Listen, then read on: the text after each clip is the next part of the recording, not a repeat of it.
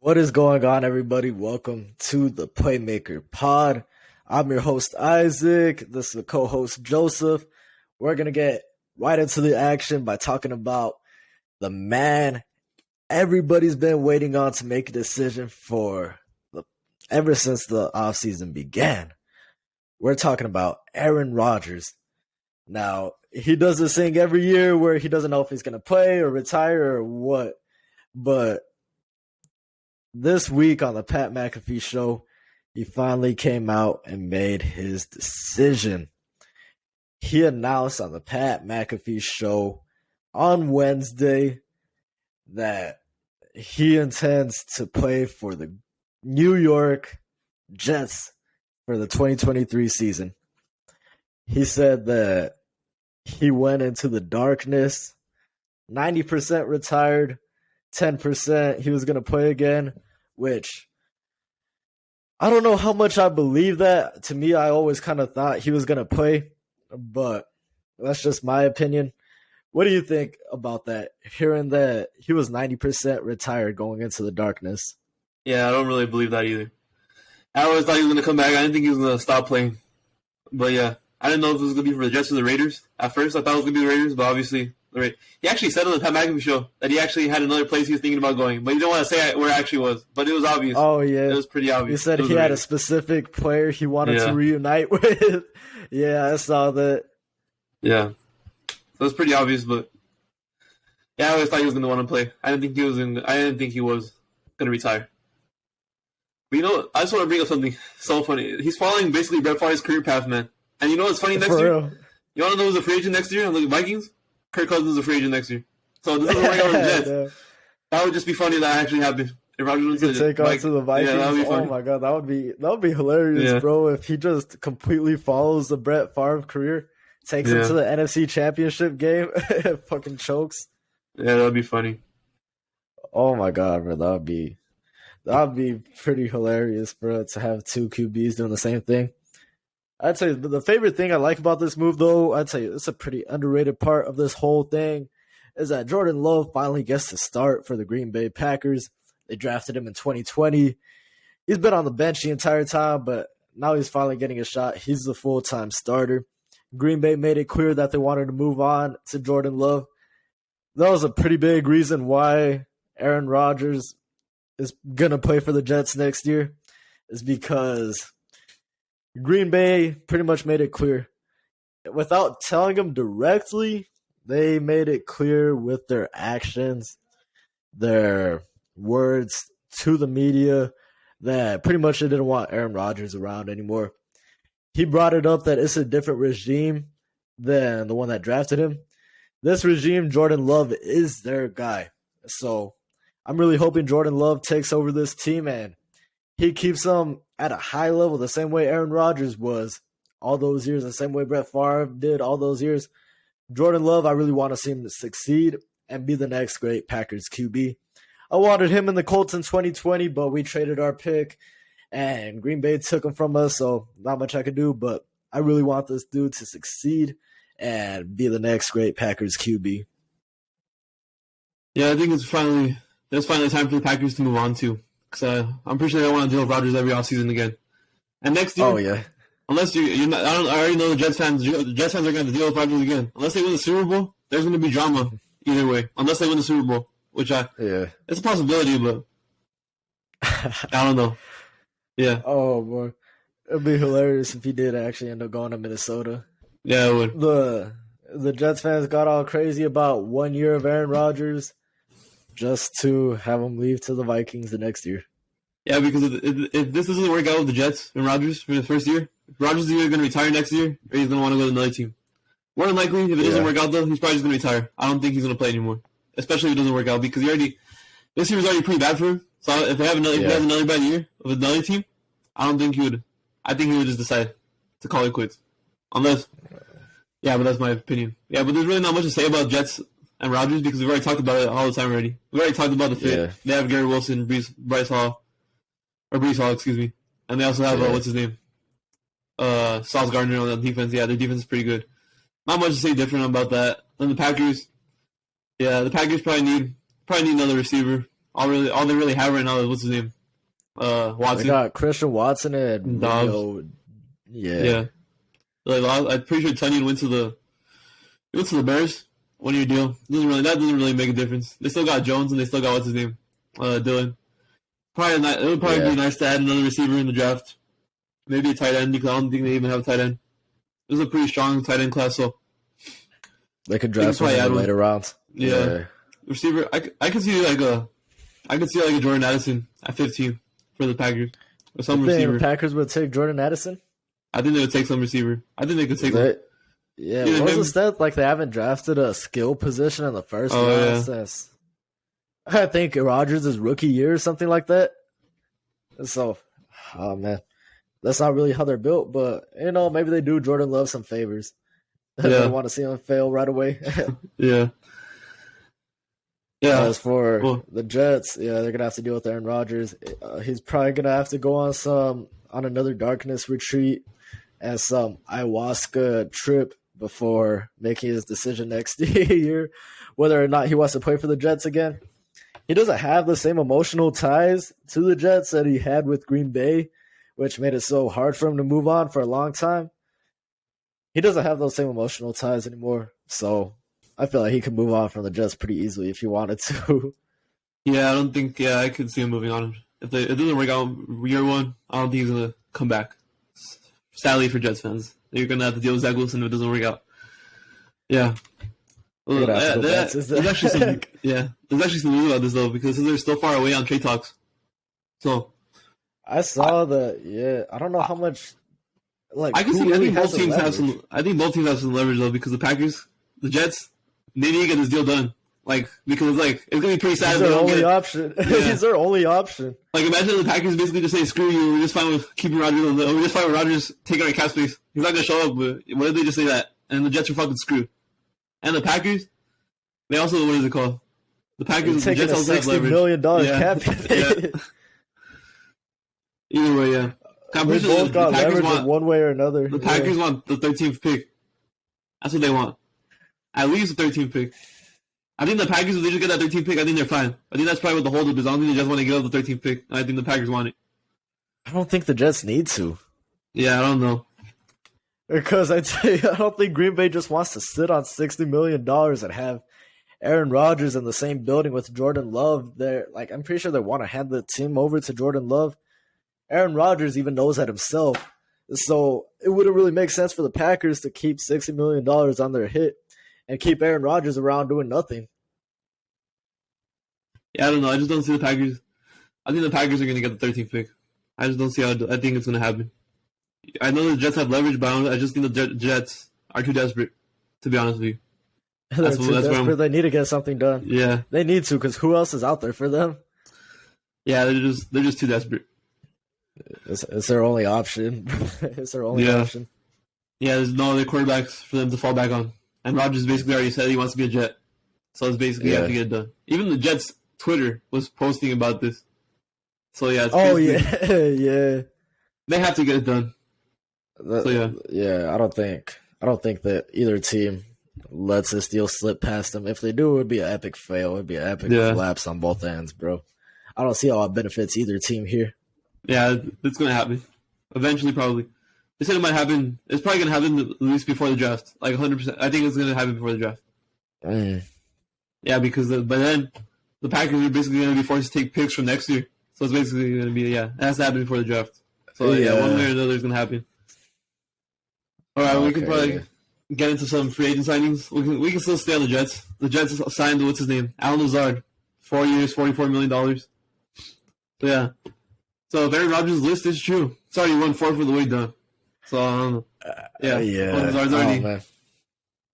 Yeah. You believe that too? You actually believe that he had a wish list going on there? Yeah, maybe he did. I'm not surprised if they wind up signing like Alan Lazard, Randall Cobb, and Mercedes Lewis. I'm gonna believe it, and I think it's gonna happen. Because literally the first day after the report came out that he had his wish list, like literally the next day, bro, Alan Lazard is a Jet. Yeah, it's like okay, but then he comes on McAfee's like that is complete BS. I would never do such a thing. Yeah. Okay, I'm pretty sure you had. I'm pretty sure Yeah. you had some input in bringing in Alan Lazard, and if Randall Cobb ends up there too, it's going to become pretty obvious Yeah, I that think. he was pulling some strings there for the Jets. Yeah, Randall Cobb and Mercedes Lewis, I 100% expect them to be on the Jets roster. Maybe not OBJ because OBJ has other offers. I think it's going to take the other offers. Mm-hmm. But I think 100% Randall Cobb and Mercedes Lewis are going to be on the Jets next year. That's almost. That makes sense. Yeah. Yeah. They would want to go play with Rodgers too, and yeah, I'd say it makes sense for them. It makes sense for the players. It makes sense for Rodgers. I don't know how much it makes sense for the Jets. If I'm being honest, I'd rather play Elijah Moore and like Denzel Mims probably at this point than Randall Cobb. Yeah, Lazard I guess it adds depth. And Lazard too. I forgot about Lazard too. Yeah, you got Lazard, Elijah Moore, Garrett Wilson. That's already 3. Then probably Denzel Mims 4. Do they still have Braxton Berrios? No, he's on the Dolphins. Okay, whatever. I feel like that's enough. I would rather play all of them before I throw Randall Cobb in right now. Yeah. That's why I don't think OBJ is going to go there, because I think OBJ wants to put up numbers. And he's going to be too crowded. And also, I don't think the Jets are going to pay him. What is he? He's going to want. He's going to get that 15 mil, 20 mil, I think. I think it's actually going to happen. I don't think the Jets are going to give him that. I think even the Chiefs. Crazy overpay. I think the Chiefs. I think it's basically just like a 2-man race right now for OBJ. I think it's between the Chiefs and the Cowboys. And I think both teams are willing to pay him the money. I don't think it's worth it paying the money. I he's my favorite player of all time. So either. So I don't know. That should tell you.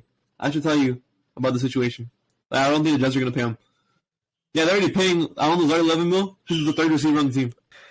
Yeah. Oh yeah. So you're going to pay? Because I would probably take Elijah Moore and Gary Wilson definitely over him. Elijah Moore is probably a better, like, fits the offense better because Lazard's basically a big physical receiver that blocks. He's a good blocker. But yeah. Yeah, exactly. And then Elijah Moore's a quick, speedy receiver. He can take the top off. And then you got Garrett Wilson as a number 1.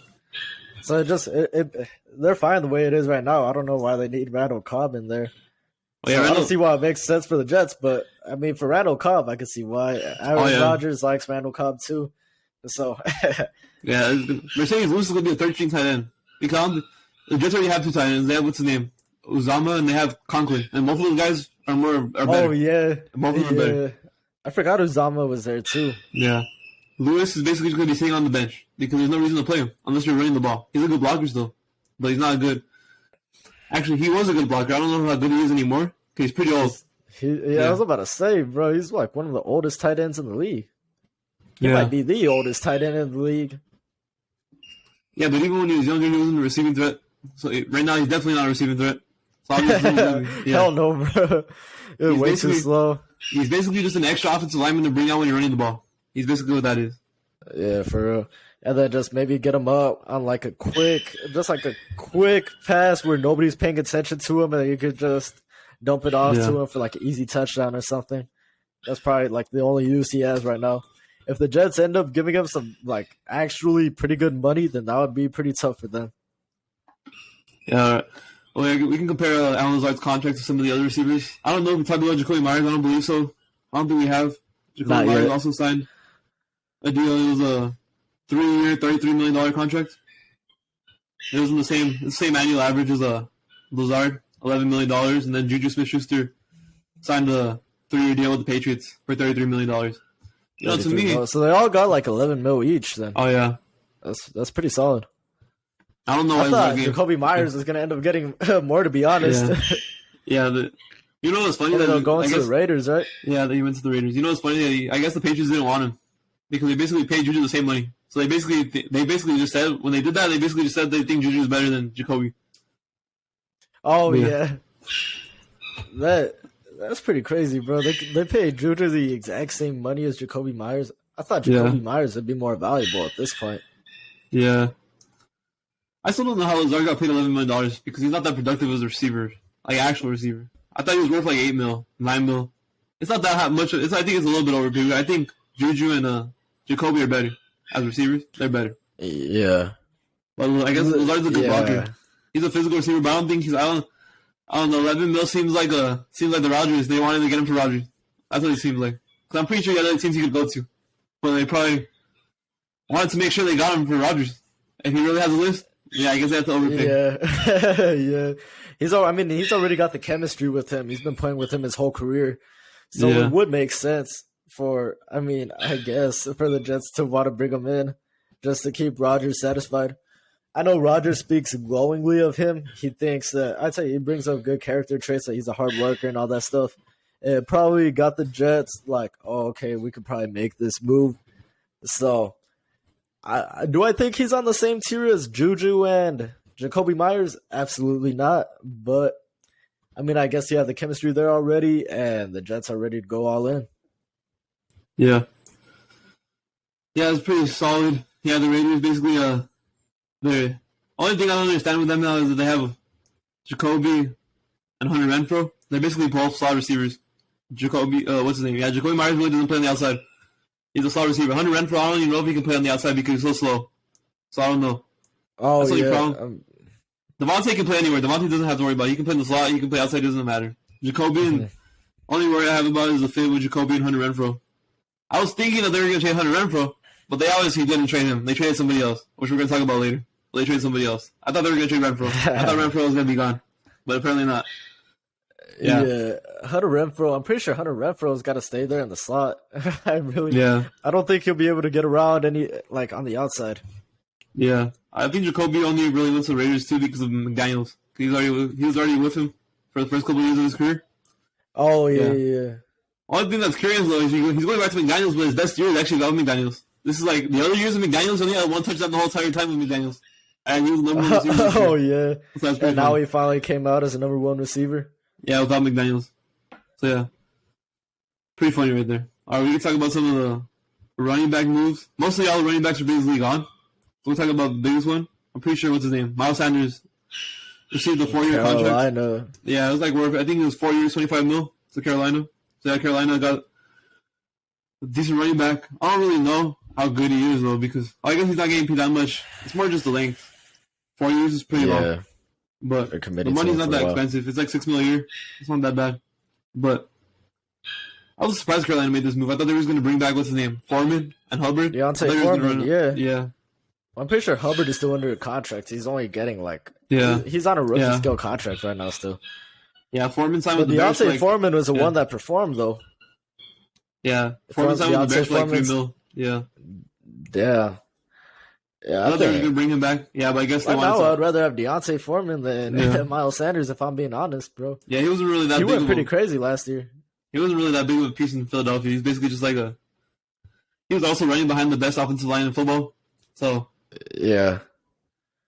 And he wasn't really getting the ball. They wouldn't really run him that much. There were some games where they would basically not give him carries at all.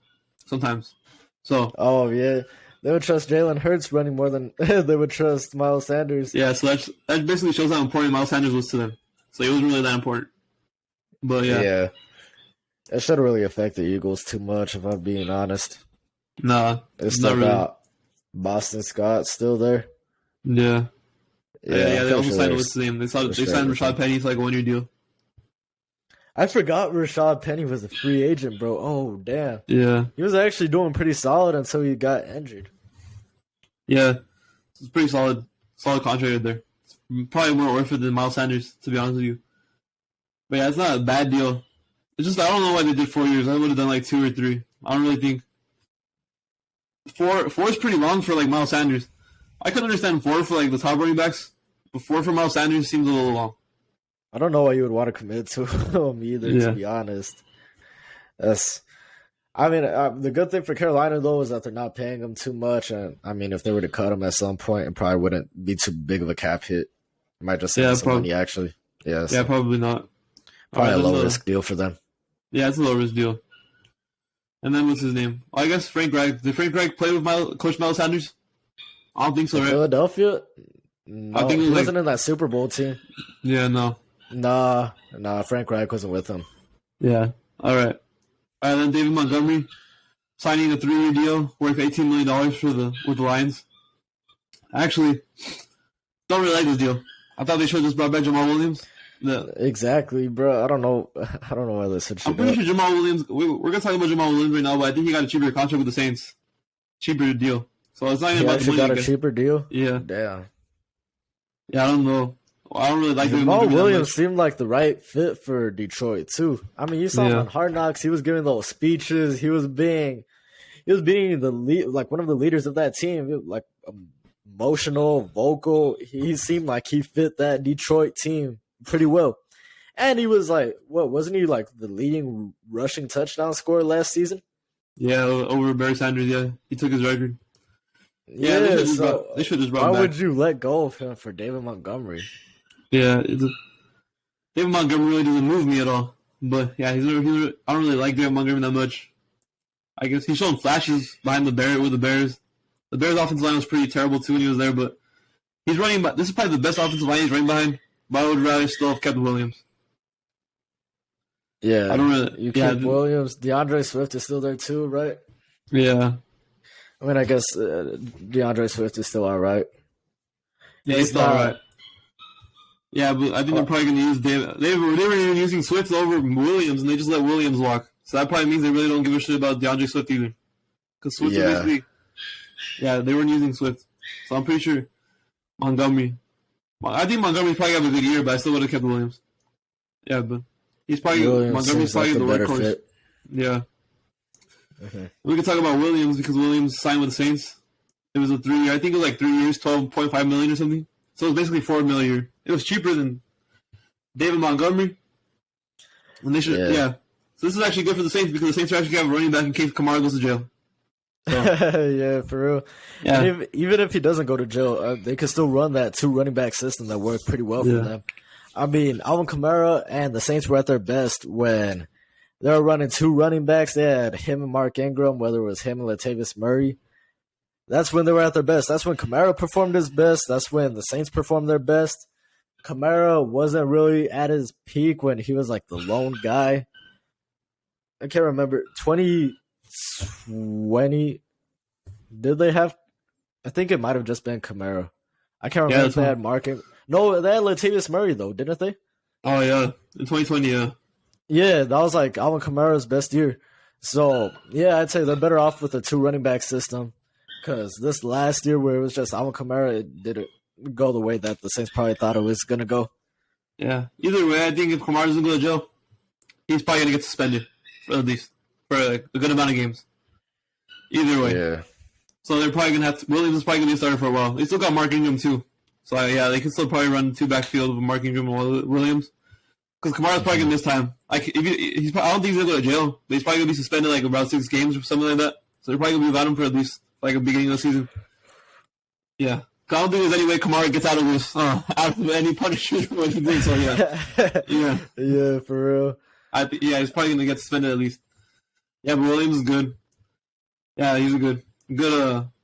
I'm surprised he went to the Saints, to be honest with you, though. I thought he would have gone somewhere else. I thought maybe like a Buffalo or like a Cincinnati because I don't think Cincinnati's going to keep mixing. I don't know what You think he would have wanted to contend more? Yeah. I thought, those guys would have given him a bigger role too. So I'm pretty sure. I guess in Buffalo, he probably would have been it probably would have been him and James Cook, probably splitting carries. But then Cincinnati, I don't think Mixon might be cut because he might also be going to jail. But I don't know.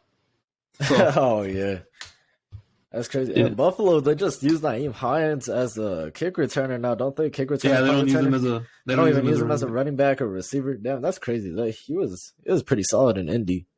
Yeah. All right, then we got 2 other signings, running backs. Not that big. They're not as big as the other 2. Alexander Madison re-signing with the Vikings, 2 years, $8 million, and then James Robinson leaving the Jets and signing a 2-year deal worth $8 million with the Patriots. Both of them received the same years. You know that James Robinson, what's his name? James Robinson and Madison are making the same annually, basically, as Jamal Williams. It's pretty crazy. Damn, what the hell? I think Jamal Williams did way more last year. Yeah, he does. He did. I guess he got a longer contract, but yeah. Yeah, I think Madison, there's Dalvin Cook rumors that he might be gone this year in the offseason. He might either get traded or cut. So I guess, Madison. I saw that. Madison's actually been pretty good, though. I think he actually has untapped potential because he hasn't really been used. Mm-hmm. When he actually starts some of the games, he actually does really good. I think it might be good for the Vikings to move on of Cook because, they're paying Cook a decent amount of money.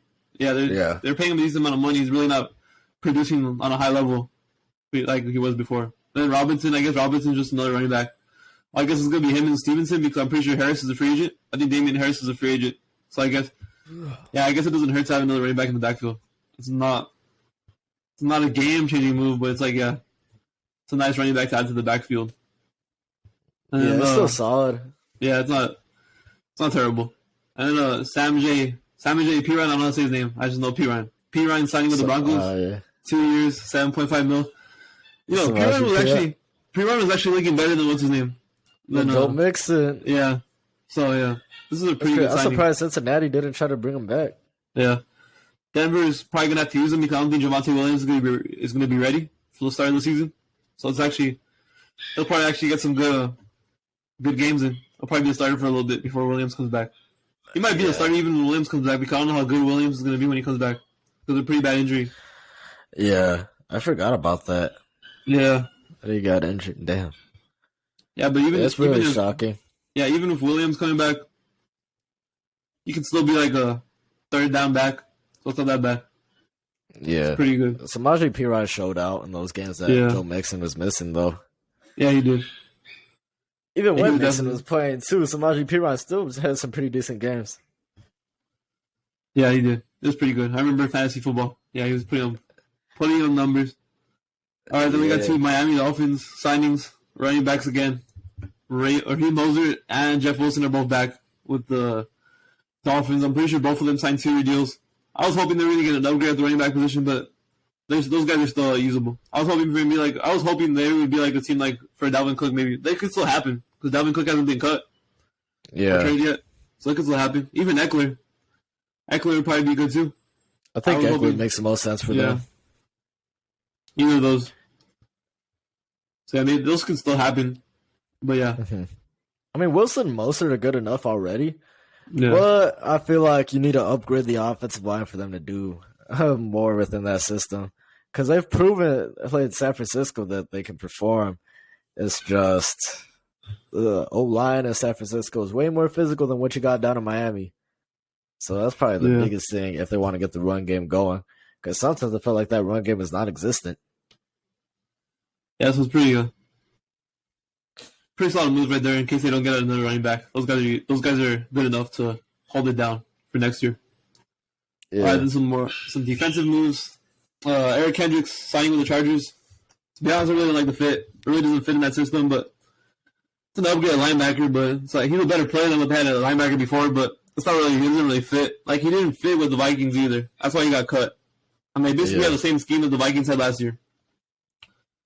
So I really don't like the fit. I think this is more of just like a big name. He's a good name. So they're gonna report it. So it's a move that happened. Yeah, I really don't like it. That is me. Jimmy Ward also signing with the Texans. I like this move. He's been in D'Amico Ryans. He's already with D'Amico Ryans in San Francisco. He already knows the scheme. It's basically the same scheme again. Yeah, I like this move. It's a good veteran. He gets to be the leader of the defense now. Yeah. Him and Petrie are back there. That's pretty good safety duo with him and Petrie. Yeah, no, I really like that one too. He gets to be the leader of that defense. He's back with D'Amico Ryans. The Texans are rebuilding, but I mean, he's one of the star players in that defense now. He could really show out in there. Yeah, it's gonna be a nice leadership role right there for Ward in Houston. All right, then some defensive line signings. Minnesota signing Marcus Davenport. I believe it's 1 year, $13 million. This is pretty good, especially since Darius Smith says he wants to get released or traded. It could happen still. I haven't really heard more news about that, but this makes it seem like it'll be more likely to happen. I don't know if it's going to happen, but Davenport's pretty solid replacement because I think Zadarius Smith was basically just a like a sack. Stat pattern? Yeah, stat pattern. I don't really think he was that good anymore. But yeah, Davenport's not really not that good either, but Davenport's a good replacement at least for like a season until they figure out something else. Yeah. Yeah, it kind of sucks for the Saints. You know, when they drafted him, they thought that he was going to be probably like the next Reggie White or something with the way they traded up to get him. They traded 2 first-round picks. They passed up on Lamar Jackson to go and get Marcus Davenport out of UTSA. They fell in love with all his physical traits and abilities. And ultimately, in the end, he ended up leaving and he didn't become the player that the Saints thought he was going to turn out to be. So, probably pretty heartbreaking for the Saints, but they were able to cut their losses on him. And Minnesota, they get a solid replacement for likely Zadarius Smith, who's on his way out. I like the move for Minnesota. It's still a pretty good pass rusher. They only get him for 1 year, too. In case things don't work out, they can just let him go. If they do like the production that Marcus Davenport is giving him, I mean, he's still pretty young, too, I'm pretty sure. He got drafted, 4 or 5 years ago? So it's not like he's been in the league forever. So they could re-sign him if they like the production that they're getting out of him. Yeah. All right, then some bigger signings. They got more money. Zach Allen's going to the Broncos for 3 years, $45 million. And then Draymond Jones is going to Seattle for 3 years, $48 million. And then Dalvin Tomlinson signing a 4-year deal worth $52 million with the Browns. You know, the two deals I like from this, I like Dalvin Tomlinson and Draymond Jones. Those are fits. Those are actually pretty good deals. Draymond Jones got what he basically wanted, around that $17 million range. Only one I don't like, it's pretty much an overpay, is Zach Allen. He fits the system because I'm pretty sure Vance Joseph, he's coming from Arizona. He went from Arizona to Denver, the same D coordinator. Yeah. So he fits the system. Okay, yeah, so they followed him over. Yeah, but I really don't like the money for that deal. But Tomlinson, how much was he getting paid again? He's getting paid like around $15 million a year. The production's really not there for him. But yeah. I don't really like that deal. Like Draymond Jones and Dalvin Tomlinson, they show the production. The Browns basically paid for Dalvin Tomlinson because they needed a run stopper. Because they were like one of the worst teams stopping the run. Dalvin Tomlinson, adding Dalvin Tomlinson, is going to fix that. Yeah. He's also become a better pass rusher in the last few years. Especially like his last year with the Giants and then his last 2 years with the Vikings. He's become a better pass rusher than he was when he barely came into the league. So that's a good addition. That was definitely an upgrade on that Browns D-line because the only guy that was getting production on the Browns D-line was Myles Garrett. Just Myles Garrett, yeah. And then Draymond Jones. Yeah, it's a pretty good fit. I'm pretty sure the Seahawks cut Shelby Harris, so they were going to look to add a D-lineman, and they added one here with Draymond Jones. Pretty solid picker from Denver. Yeah, I like that deal for Denver. Man. I mean, for Seattle, not for Denver. For Seattle, yeah. All right, let's see. It's probably going to start going a little quicker here. Michael Thomas. We're just really not going to talk about it, but Michael Thomas signing a 1-year deal, re-signing. Yeah, his cap hit. Come back to New Orleans. Yeah, it was almost $60 million in 2024. So that's going to be pretty insane. So yeah, you have to restructure it. So maybe Michael Thomas will get a big contract payday next offseason. I doubt it, but maybe. So let's see what else. Some of the linebackers. Azeez Al-Shaair signing with the Titans. And Kazir White signing with the Cardinals. Yeah. Damn, Al-Shaair is going to the Titans? Yeah. That's crazy. I didn't even know he was a free agent. Damn. Yeah, he's replacing David Long.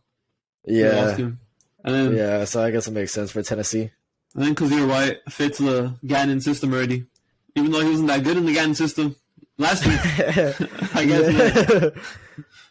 he goes back to the system, I guess. There. Yeah. I really didn't think you would add players that didn't fit your system, but I guess they don't care. So, yeah. And that's crazy. Literally, both of them saw the production within that system last year, and then they're like, "Oh, you know what? Let's run it back still, anyways." Yeah, it's gonna be different this time. And then Bradbury signing a 3-year deal, remaining with the Eagles, $44 million. They also re-signed Darius Slay. I think it was 2 years, $42 million. Darius Slay was getting a big payday. I'm surprised that actually happened because it seemed like they don't want to pay him, but I guess they don't. I guess they got their fan base was getting pretty pissed off, so I guess they just paid him anyways. Because he's gonna be like 34, making $21 million. I don't know how good he's gonna be in 2 years. I'm just gonna say Bradbury on top of Bradbury because Bradbury's deal's pretty much a steal. It's $12 million for an all-pro corner. Steal. That's 100% a steal. So yeah.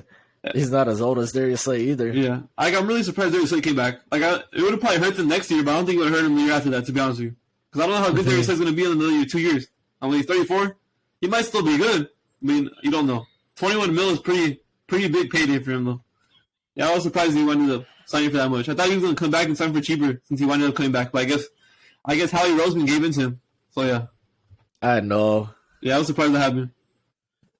All right, then Byron Murphy. At least they get to keep their corners, though. Oh, yeah, that's a good thing for them. I thought that they were about to figure just drop off completely from their corners. I thought they were about to lose both Bradbury and Slay. It was good that they're able to retain both of them because if not, that would have been a pretty bad situation for the Eagles. Yeah, I think the Eagles should still look to draft the corner, though. Maybe in the second round this year. I don't think they have to draft one in the first. Probably still draft him in the second. Just to have some insurance policy in case Slade just completely falls apart. Because you never know. And Avonte Max is also not that good. He's fine, but he's not like amazing. So you could probably still upgrade from him. And then Byron Murphy signing a 2-year deal with the Vikings. It's a pretty good deal for Minnesota. They needed a corner who fits their system. He's way better than Patrick Peterson. Yeah. It's an upgrade over Peterson. How much did he sign for? I don't know. I'm looking at it right here, but it doesn't have the. I'm pretty sure it was like 17 mil or 20 mil. It was a pretty good deal for him too because he was projected to get more, but he got like 10 mil, 11 mil. That's pretty good for him too.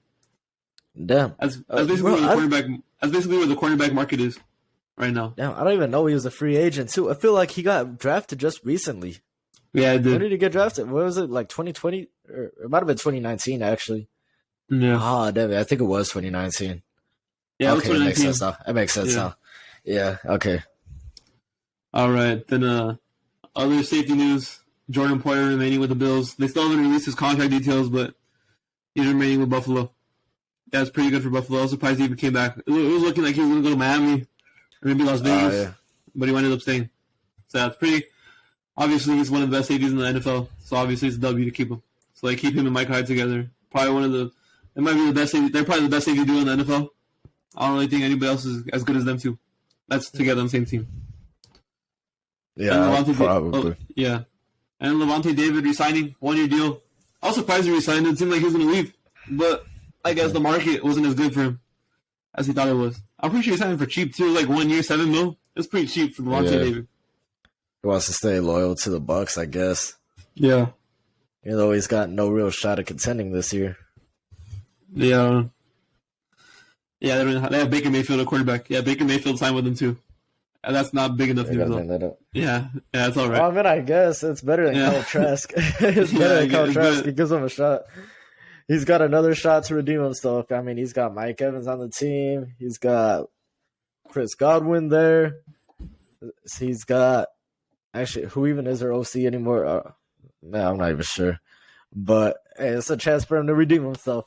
Who knows? Yeah, maybe he does something good. All right, then. Here we go. More signings. Orlando Brown signing a 4-year, $64 million deal. This is another big deal. Yeah, with the Bengals. You know what's funny is that he got more. He signed a cheaper deal than Jawan Taylor, and the Chiefs decided to sign Jawan Taylor over him. Damn, that's crazy. Yeah. I thought Orlando Brown was better. Jawan Taylor was the reason why they won that Super Bowl too. Yeah, Jawan Taylor was a lead at right tackle. I don't know if he's going to play left tackle. He was a lead at right tackle though.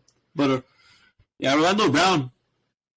Yeah, I guess his market probably wasn't as good as he thought it was either. He probably thought he was better than what he actually was. Because he wanted to reset the market. He didn't reset the market. He took cheaper than what he actually should probably. What he was thinking. He actually took like $6 million less than he could have got last year. Chiefs offered him an extension. It was like 6 years, 100. It was 6 years, $139 million. Well, he didn't want it. So yeah. Damn, that's tough. Yeah. As far as it goes for Cincinnati, though, I mean, congrats to them, bro. The protection's been a huge issue for them for Joe Burrow's whole career. So I'd say they're really trying to improve that O-line, and they're really going after the Super Bowl run. They know that if they're gonna make it deep into the playoffs, if they're gonna make another Super Bowl run, then they gotta have that protection for Burrow. Bringing in Orlando Brown was a good, solid start. I mean, he's probably gonna play left tackle for them. So I'd say now you got your left tackle for the next 4 years. Now you build up the rest of the O-line, which, I mean, it took him a while to kind of get some chemistry down last year. But you give Joe Burrow some more protection, and this team is going to be right back in the Super Bowl sooner rather than later. Yeah, they already said that Orlando Brown's going to play left tackle, and Jonah Williams is going to play right tackle. And what is it called? And what's his name? Lil Collins. He's basically done. He's going to get cut. Yeah. Oh, man. He was not good. He was not good this year. So, yeah. Yeah, Orlando Brown, upgrade. I'm pretty sure he probably had more money because there's a bunch of teams that want him to play right tackle. They don't want to play him left tackle because I guess he's better at right tackle, to be honest with you. That's what he's better at. He wanted to play left tackle so badly, though. That's why he ended up requesting a trade from Baltimore because they wanted Ronnie Stanley to be the left tackle. Yeah, I think it's because he promised his dad. With it. He said he promised his dad before he died that he was going to play left tackle in the NFL. So that's an important thing for him. So yeah, Yeah. Oh, okay. obviously Okay. he's gonna play left tackle. Oh yeah, so yeah. What else here? I want to talk about some of the Giants moves here. So obviously they traded for Darren Waller, 3rd-round pick, the same 3rd-round pick we got for Tony. So it was not even art. It wasn't even like an actual 3rd-rounder. It was like one of those extra 3rd-rounders you get. It wasn't even a real 3rd-round pick. It's basically a 4th-round pick. So whatever. I'm fine with gambling on that because it's not like you're taking a huge gamble with the 100th pick in the draft. It's a huge gamble with that pick. So it's really, I'm fine with taking, even if it's a gamble of Darren Waller, I'd rather take the gamble of Darren Waller than taking the gamble on the 100th pick, to be honest with you. Well, that's just me. Darren Waller's proven himself, yeah. Yeah. You get a consistent tight end now. You might have to worry a bit about the injuries. He was injured for a while last season. But, I mean, it's definitely a huge upgrade over whatever there was before. I'm pretty sure tight end, the Giants really needed that going into this offseason. Yeah. Yeah, he has. If he stays healthy, I have no doubt that he's going to be a 1,000-yard receiver. Because I don't have no doubt about that. I think he fits perfect for what Dable wants to do. So if he stays healthy, I think he hits 1,000 yards this year again. Yeah, it's going to be the top option for that team. Yeah, he really is. Daniel Jones he had like a 115 passer rating when he was throwing the tight ends, and we basically had the worst tight end group last year. They were like 29th in the NFL rank, the tight ends. Oh yeah. So yeah. And Bellinger's actually pretty good. Working with Evan Ingram. Yeah. Oh yeah. He's basically Evan Ingram. Basically, that's what Darren Waller is. Like when he was playing, he was a better version of Evan Ingram. Because when he was playing, he was better than Evan Ingram. Yeah. Not last year, obviously, but when he was, that's basically what it was. Mm-hmm. But yeah. Daniel Bellinger to our backup tight end, he's pretty solid too for backup. He was pretty decent last year in his rookie year. So yeah, then the Giants also signed Paris Campbell, a 1-year deal, and they brought back Darius Slayton, 2-year deal worth $12 million. Yeah, I still really want that alpha receiver. It could come in the draft, or maybe the Giants still have a chance to trade for Hopkins. They're still looking at that, but I still want them to bring an alpha receiver. We don't have an alpha receiver right now because basically we have Slayton, Campbell, Shepard, Hodgins, and Wan'Dale Robinson. Yeah, it's a bunch of 2s and 3s. Yeah, I would still like an alpha receiver. So maybe we find that in the draft in the 1st round, or you find it in the trade market. Or then you could, yeah. Who do you think that alpha receiver is going to be? Because I know you haven't spoken very highly on this receiver class this year. Yeah. And he said potentially the most likely option for them to get that alpha receiver would be through the draft. So, who do you think that alpha receiver would be? They basically have to get lucky if they want an alpha receiver in the draft. That's what I'm saying. So, this is what's more likely going to happen. I could see them taking a receiver in the draft. I don't know if he's going to be an alpha, but they'll probably still take a receiver in the draft, probably in the 1st or 2nd round. I could see them waiting until the 2nd round now because they have a good enough receiving core right now that they could probably just run with the receiving core and Darren Waller and like a 2nd round rookie. So they would probably be fine with that. And because next year's receiving, there's a lot more options next year in the draft. And there's also a lot more options next year in the free agency to actually get an alpha receiver. So maybe you just wait till next year. It's not like you're not building a Super Bowl winning team in 1 year and 2 years? 2 off seasons? You're not doing that. So it's going to take a while. Yeah. It's going to take a while for the Giants to actually be a true Super Bowl contender. Because they're probably still right now with the team's constructed, they're probably still a playoff team.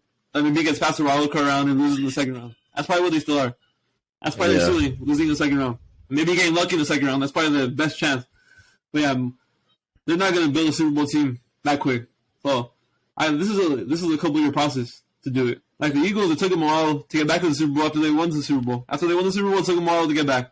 It takes a while. Yeah. It takes a while. If you want to build it correctly, it takes a while. Not like unless you want to do like the Rams and just screw yourself up for the future. Then yeah, you can just do that. If you want to build a Super Bowl contender for years, it's gonna take a while. So I would be fine with them maybe just waiting until next year. We still need other positions like at right. We still need an offensive line, center. Really badly need a center. We have no center right now on the roster. We also have no cornerbacks other than Adoree Jackson. I don't trust anybody else in our cornerback room except for Adoree Jackson. That's probably our number one need in the 1st round, probably, is a corner. I could still see them going receiver, but I would rather take a corner because the cornerback class is really good this year. The receiver class is fine.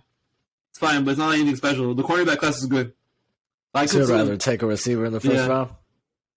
I mean, a corner? My bad. Yeah, corner. Corner is probably what I would want them to do. But I could also see them taking a receiver. It seems like they're really serious about getting Jones weapons, especially after they added Darren Waller. Darren Waller pretty made it seem like Joe Shane is serious about doing it, so I can still see them getting a first-round receiver.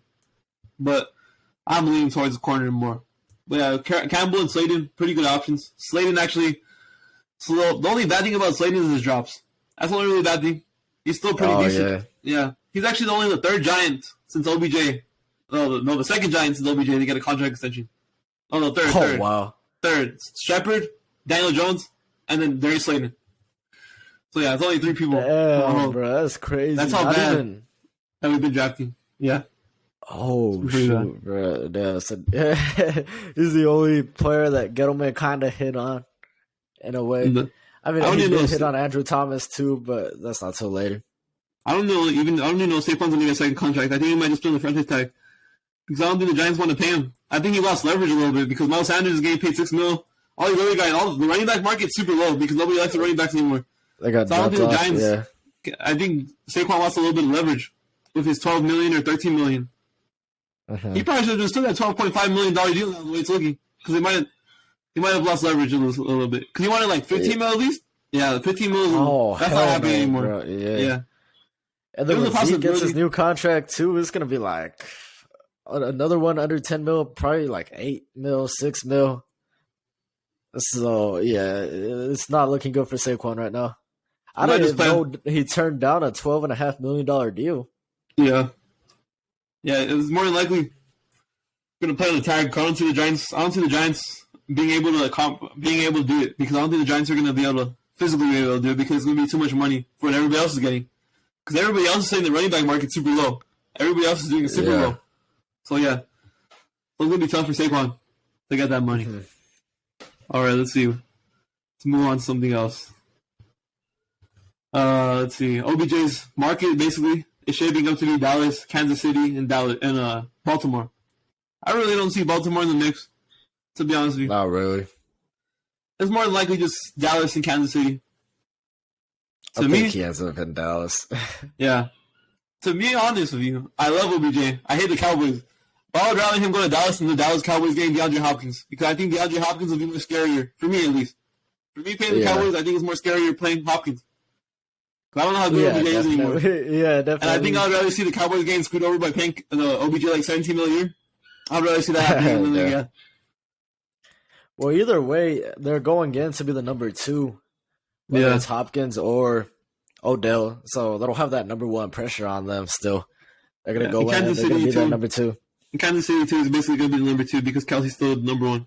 Number 1 option. Oh, yeah, that's true. He'll be the number 1 receiver, but as far as like options on the team, he'll be number 2 as well. So, I mean, it's pretty solid. Yeah, I would be more scared of Hopkins than Odell. To be honest, I feel like Hopkins is definitely the more safer option for Dallas, especially if they're thinking about paying Odell $17-18 million too for over 4 years. Yeah, it's going to be tough for them. I really don't like that move. But, yeah, that's where I ultimately see him ending up. I thought it was going to happen last year as soon as he was cleared to play, but that didn't happen. So, but I feel like now it's definitely going to happen this year. He gets a full offseason. I'm still like 60%. I'm like 60% Cowboys, 40% Chiefs, and I'm almost 50-50 about it just because the Chiefs lost Juju. They really have no receiver. That's Tony, I guess. They said that they think Tony's going to be the number 1 receiver next year. So, they have confidence in Tony. But I don't know. Yeah. I don't know how he's got to stay healthy. Yeah. Mm-hmm. The Chiefs I've seen, they're like have a better chance of landing him now after losing Juju. Because I really thought Juju was going to be back with the Chiefs. But yeah. As far as the fit, I think Kansas City is a better fit for both teams. You know, Odell doesn't have to be like super extraordinary for them to win. And he's got the best QB in the league right now. So I feel like as far as the fit goes, Kansas City is the best fit for him. But I tell you, I think he's going to fall in love with the Cowboys, the brand. He's going to want to be in Dallas. I feel like that's what he cares about. The thing I'm confused about, though, he already got his ring. It says that Hopkins wants to go to Dallas, but Dallas hasn't even talked to the Cardinals about trading for him. So I don't think the Cowboys want to take on the $20 million cap hit. They're going to go Hopkins. But they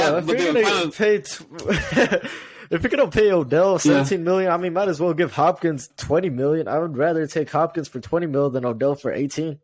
Yeah. Yeah, because I feel like if the Chiefs miss out on Hopkins, I don't know what's his name, on OBJ, they're going to go after Hopkins. It just makes sense because if they're really, they're probably going to be in the bidding war of Dallas. To be honest with you, so it's going to be like if they're willing to get in the bidding war for him, they're probably willing to take Hopkins on for 20 mil. So it really doesn't. I can see. So you're thinking right now, right? Let's say, okay, so whoever doesn't get Odell is going to end up with Hopkins pretty much between Dallas and KC. Whoever loses out on Odell ends up getting DeAndre Hopkins.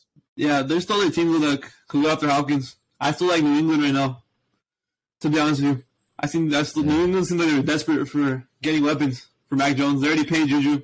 They're trying to trade for Judy too. Judy and Hopkins are both on the Patriots' radar. I can see Hopkins, especially Bill Belichick. It seems like Bill Belichick really likes Hopkins, and that's a surprise because Bill Belichick doesn't give respect to all that many players like that. So I know. Yeah, that's pretty. So I think he sees that Hopkins is out there because he's a GM too. Basically, he's gonna see that Hopkins is out there, and I think he's gonna be aggressive to get him.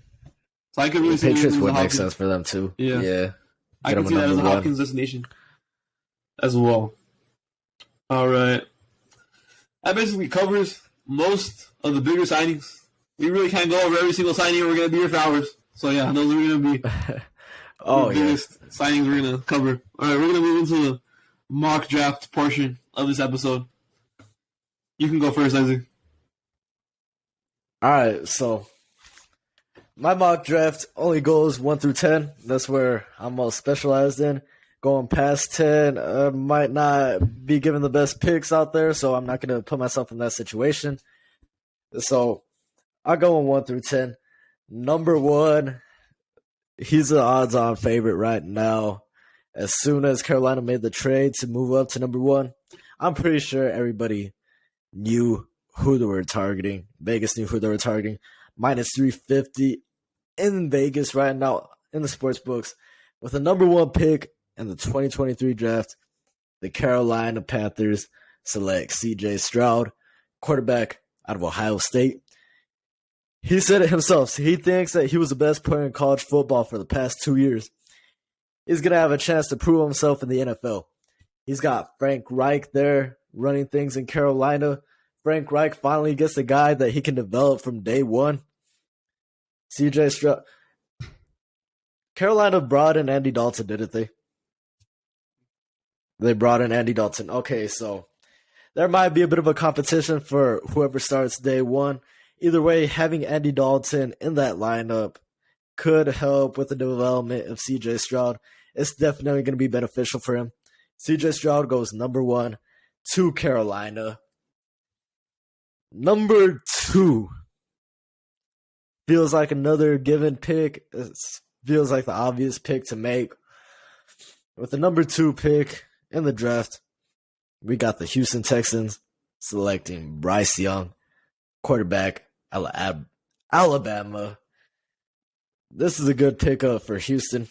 They lost Deshaun Watson. They had an elite QB in his prime. And due to unfortunate circumstances, they were pretty much forced to trade him. But the good thing for Houston is that they ended up getting lucky that they got a top pick in a draft class with multiple elite QBs up here. They could have screwed themselves over. They could have really screwed themselves over week 18 by throwing a Hail Mary and winning that game against Indianapolis Colts by dropping from number 1 to number 2. But Carolina takes C.J. Stroud. I think Houston wanted Bryce Young all along, whether Houston was number 1. If Houston was number 1, they're going to take Bryce Young anyways. They're number 2. They still have Bryce Young. It feels like the right move to make. And then I'd say Bryce Young, he feels like he fits in Houston. They're going to welcome him with open arms. They love Deshaun Watson down there. They're going to love Bryce Young even more. With the 3rd pick in the draft, the Arizona Cardinals go out and they take Will Anderson, defensive end out of Alabama. We got 2 Alabama players going back to back. This is a position of need for Arizona. They get the best defensive player in the draft. He's a game wrecker on the edge. I'd say, best defensive player in the draft right now. Game wrecker. They get that consistent edge rusher. They get their Nick Bosa in that same division. You know, the Rams got Aaron Donald. The Niners got Nick Bosa. Arizona comes out. They bring in Will Anderson. He's going to be the top defensive player in this draft. He's going to compete with, I'd say he's going to be that top edge rusher that every team looks for. Will Anderson to Arizona. Number 3. The number 4 overall pick. We got my team, the Indianapolis Colts. And with this pick, it's got to be a QB. I was hoping for CJ Stroud. I was hoping for Bryce Young. Obviously, that's not going to happen. Number 4, we got the Colts going with Anthony Richardson, QB out of Florida. We just brought in Gardner Minshew. So we have a solid starter for the time being. Anthony Richardson won't need to start right away. He gets to take his time to develop. Shane Steichen's going to love all the tools that Anthony Richardson has to offer. He's got the potential to be an elite QB this year. He's got the arm. He's got the athleticism. He broke all types of combine records. He put up better 40s than some running backs, receivers. This dude is going to be a problem if he's developed right. And with the head coach that Indy brought in, I feel like Shane Steichen can really help develop Anthony Richardson, unlock that potential, help him reach that potential he was given. And this could be a huge pickup for Indianapolis. Number 5, we got the man recently arrested and let out on bond. We got the Seattle Seahawks picking Jalen Carter out of the University of Georgia. Now, I don't think the arrest stuff is going to affect them too much as far as this draft stock goes. I saw he got like 1 year probation or something like that. But, I mean, he's still a game wrecker on the inside. That's what teams are looking for nowadays. Jalen Carter is going to fit right in. And I'll tell you, second best defensive player in the draft. You look at your board, who's the best player available? Oh, Jalen Carter's here. Let's bring him in. Number 5 overall, Seattle Seahawks, Jalen Carter. No questions asked. Number 6 is where it gets pretty interesting. Now, Detroit recently just brought in a corner in free agency, but I still think they keep the cornerbacks rolling. They go out number 6 and bring in Christian Gonzalez, cornerback out of Oregon. They need to add depth to the cornerback room, so you bring in Gonzalez. He's going to be a good fit for this roster, and Detroit, they get to do their thing on offense. The defense is where they were really lacking last season. Now they get to come in, and now the defense comes in. I'd say they take the next leap. They won't be getting picked on anymore. Now Detroit, when you have a solid defense, they got a legitimate shot at making the playoffs this year. Improve the defense, that whole team is going to improve. Number 7 is where it gets pretty interesting. Now, initially I was thinking this is a perfect spot for Will Levis to go, but as you could tell, the Raiders just signed Jimmy Garoppolo to a 3-year deal. So 3 years, I don't really think they're too crazy about getting a QB this year, especially for a guy like Will Levis, who's more of a project guy. I mean, I don't think they really feel like they need to do that. They'll be more interested in winning games this year. That's what you bring in Jimmy Garoppolo to do. You bring him in to win games, not to develop people. And they're going to boost up that defense. They're going with Joey Porter Jr. out of Las Vegas. Not out of Las Vegas. They're going with Joey Porter Jr. They're potentially losing out on Rocky Yassin. They traded for him last offseason for Yannick Ngakoue. They're potentially going to lose out on him. So bringing Joey Porter, you need that help down there in the secondary. Joey Porter brings that to you. Las Vegas, Joey Porter, number 7. Number 8, I'm going with Tyree Wilson going to Atlanta. You need a defensive presence down there in Atlanta.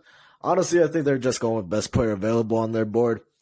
I didn't watch too much of Tyree Wilson, so I can't really give too much of an accurate description of him. But I see him going number 8 to Atlanta. They boost their defense. They've been going offense for the past 2 years. Now it's time to bring in some defensive help. Tyree Wilson to the Atlanta Falcons at number 8. Number 9, I got something pretty off the wall. We have been kind of teasing this for the past few episodes. And now Dallas has finally done it. They finally cut Ezekiel Elliott. I got a trade going on right here. Chicago Bears, they already traded back from number 1 to number 9. They're going to trade again with the Dallas Cowboys. Dallas moves up to number 9. We've been teasing this for a minute. I've been saying, Dallas wants a game-changing player. They got to cut Zeke. They got to bring in this man. Number 9, I got Dallas trading up, leapfrogging their division rivals, the Philadelphia Eagles, and they go and select Bijan Robinson. This is going to be a huge addition to this offense. He's a true game changer. He's gonna really impact this offense. I'd say I've been teasing it for a while.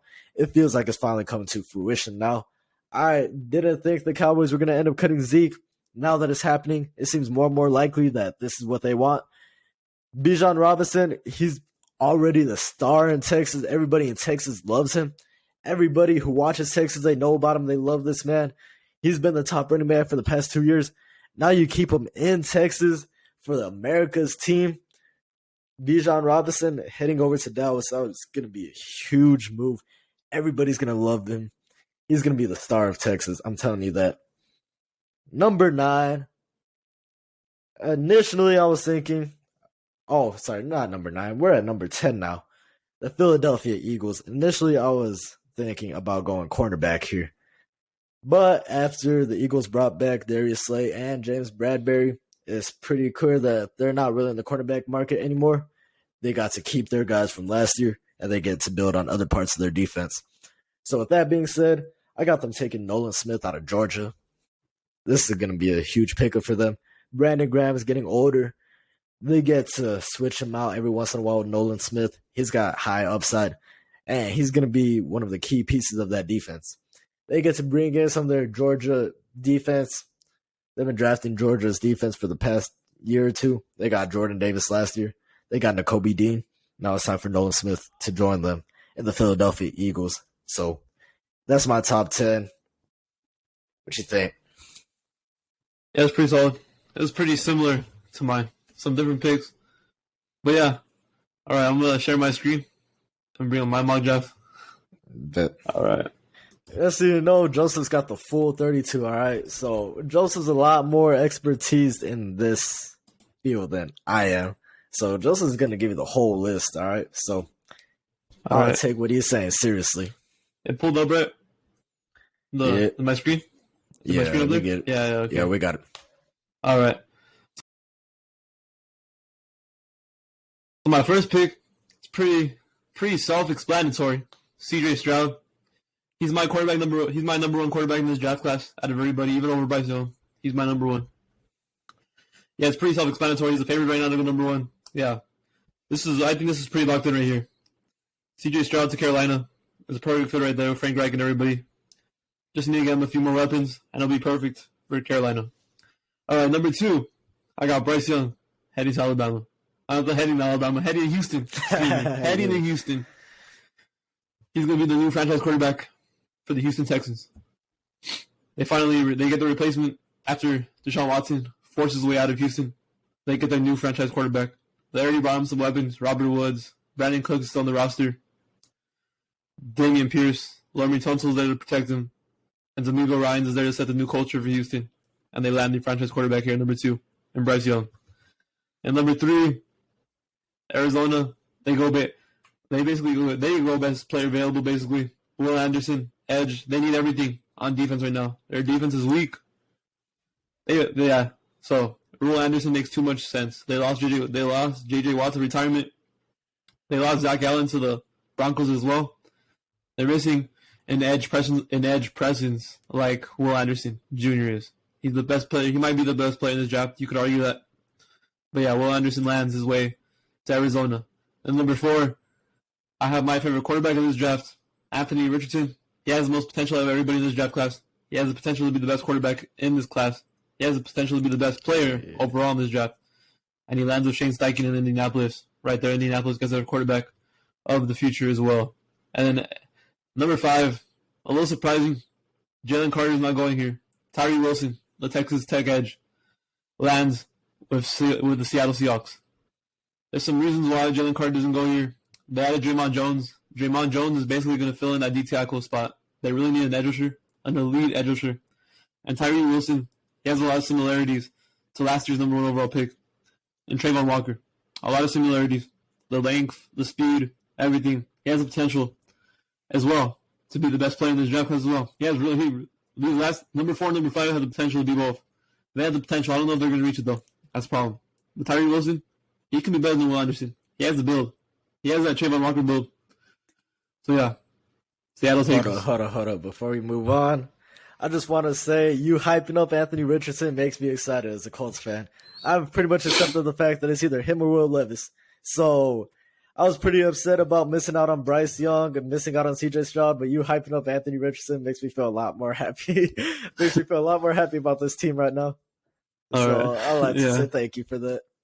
All right, let's continue then. All right, it's number 6. Jalen Carter falls from maybe talked about his number 1 overall pick when the Bears had it. He falls all the way 6 here to the Lions. The reason I have this is because he had his pro day yesterday, I believe, it was either yesterday or 2 days ago. He was 9 pounds overweight. Yeah. His pro day was pretty bad. He's already gotten arrested. I could see him falling farther than this. I could actually see him falling to as late as number 9 to Chicago. I could see him falling that late. But Detroit takes him right here. They get one of the best. They get possibly the best player in the draft class. Hopefully he makes it. At first, I was not really thinking he could be a bust. But now, especially after he showed up overweight, you already know that's your pro day. So I don't know how you can do that. That just seems like poor work ethic to me. But that's how I feel personally. But the Lions. Quick, I don't think he signs past the Raiders. You know the Raiders, they like. Oh yeah. They have a tendency for taking players like that. So I'm gonna just leave it at that. I don't see him falling past number 7. Yeah, number 9 was basically just like the mark that I could set for him. I don't think he'd fall after that, but yeah. All right. Yeah, the Lions take him. Number 6. Number 7. Yeah. Like you said, they drafted Jimmy Garoppolo. But I still think, personally, I think they would take Will Levis. I just think that I'm pretty sure they can get out of Jimmy Garoppolo's contract in 2 years after the second year. I think Will Levis needs the time behind a quarterback like that, a veteran quarterback, to really learn. Will Levis can really develop, and the Raiders can draft their future quarterback for long. They can think long. They can really think long term, because I don't think they're ever going to be this bad again. Because Garoppolo's at least going to keep him. Garoppolo's probably going to keep him in this 15 range, around the 15 to 20 range. I don't think they're going to be this bad again, have this bad of a record. It'll surprise me if they do, because I think the team is pretty decent still. So I think the Raiders capitalize, and they take their quarterback of the future. They think about long term, and they get Will Levis. And number 8, a guy I don't think a lot of people know about, Lucas Van Ness, the edge out of Iowa. Atlanta takes an edge rusher here. They really set up their defense to be one of the best defenses right here with him, hopefully for the future. Lucas Van Ness, he's pretty underrated to me. A lot of people have him falling around this 15 range to 20 range, but I really think he's going to be an top 10 pick. Maybe even, top 8 right here. So Lucas Van Ness, I really like in this draft class as well, out of Iowa. He's one of the more underrated edge rushers in this draft class. And Chicago really misses out on some of the more talented edge rushers in this draft class right here. So I have him going with Peter Skoronski. They fill in that left tackle spot for Justin Fields, even right tackle, even guard. Peter Skoronski can play anywhere on the line. So this is a good pickup either way. If it doesn't work out tackle, you move him to guard, and yeah, Peter Skoronski is a good fit for Chicago. I could still see Chicago landing an edge rusher, but I think Peter Skoronski has more value here at the number 9 pick. All right, hold on. I got a quick question before we move on. What really separates Peter Skoronsky from Paris Johnson Jr.? I just like really I like his what is it called? His versatility. That's what I really like about Peter Skoronsky. That's me. I can see the arguments for Paris Johnson, even Broderick Jones. Broderick Jones is a guy I really like. He's underrated too in this class. But yeah, Peter Skoronsky is my number one tackle in this draft class. Just because of his versatility. He can play anywhere on the line if you need him to. So yeah. I have Chicago landing him in that for Fields. All right, then number 10. Same number 10 that Isaac had. Nolan Smith, land of Philadelphia. This is a perfect fit, to be honest. Nolan Smith reminds me a lot of Hassan Reddick when he was coming out of college as well, out of Temple. Yeah, and you imagine having two Hassan Reddicks? That would be pretty good. No, you saw how Hassan Reddick reached his full potential here in Philly, and they can get that same thing with Nolan Smith here, because Nolan Smith has a lot of potential. He showed it at the Combine. He can be a really good player in this league, and the Eagles land him right here. Especially, you know how Roseman likes drafting his D lineman in the first round, especially out of Georgia. He did it last year with Jordan Davis, and he does it again. Nolan Smith heading to Philadelphia. So that runs to the top 10. All right. Okay, then we have our first trade. The Titans trade down with the Washington Redskins, or the Commanders, Commanders. So from 16 to 11. All right, so the Commanders, they land the cornerback Christian Gonzalez. The first corner goes off the board here. Pretty late, actually, for a cornerback, but this is just a mock. So yeah, Christian Gonzalez, he goes number 11, the first corner off the board. Maybe the best corner in this draft. Some arguments for some other people, but Christian Gonzalez goes off here. They land another corner. They land some secondary help for the Commanders. Commanders could really use a bunch of help, but they get a cornerback here in the first. And my second trade on this mock draft, the Texans and the Patriots are going to make a trade. The Patriots jump the Jets here, and they take into what in my opinion is the second best tackle in this draft class, Broderick Jones. A lot of people can say Paris Johnson, but Broderick Jones, to me, when I saw his film and everything, I really think he's better. I just think he's a better overall player than me. Broderick Jones lands with the Patriots. The Patriots need tackle. They don't have a tackle. They signed some tackles in free agency, but they're not serious. Those guys aren't going to really contribute that much, so they land Broderick Jones. They've already gotten some help from Mac Jones in the receiving department with Juju. They land a tackle here in the draft, trading up with the Texans. And number 13, the Jets might not have this pick. It might be the Packers, but right now they do. So I haven't completed the Rodgers trade. So Paris Johnson lands with the Jets. The Jets need a tackle as well, badly. They have, you don't know about Mekhi Becton's health, and I don't think you want to keep on signing one-year replacements for that tackle spot. So they land Paris Johnson Jr. out of Ohio State. These guys are switchable. I can see Paris Johnson going to New England. I can see Broderick Jones going to Georgia. This is just how I see it right now. And number 14, the first receiver goes off the board. Houston getting Bryce Young, some receiver help. Quentin Johnson heading to the Houston Texans. He lands with the Houston Texans. Houston gets that big physical wide receiver to pair up with a lot of their fast route runner kind of guys that they already have with Robert Woods, Brandon Cooks. So yeah. And then number 15, Jordan Addison heading to Green Bay. Another talented receiver. To be honest, I could see this. I don't really think this is going to happen, but I just wanted to put this in here. Just maybe. You never know. I could also see Green Bay taking a corner here. But Addison helps the receiving core. Christian Watson and Romeo Doubs. Nice receiving core for Jordan Love to start off with. So yeah. Jordan Addison lands. He's probably the best route runner in this draft class. Oh, that's arguable. Maybe the second best, first best. It's arguable, but I think he's the best. So yeah, he lands with Green Bay. Okay, here we go. And then Tennessee. Tennessee lands Anton Harrison, another tackle. This is our fourth tackle in the top 16. Out of Oklahoma, the tackle out of Oklahoma. Tennessee also needs tackle help. They got Dillard, but I still think they need another tackle. Their offensive line is putrid, and they land Anton Harrison out of Oklahoma. Okay, then here we go. Pittsburgh. They get Joey Porter Jr. The Porter family, they stay in Pittsburgh. Joey Porter Jr. lands in Pittsburgh. The Pittsburgh Steelers need another cornerback still. They lost Cam Sutton. They added Patrick Peterson.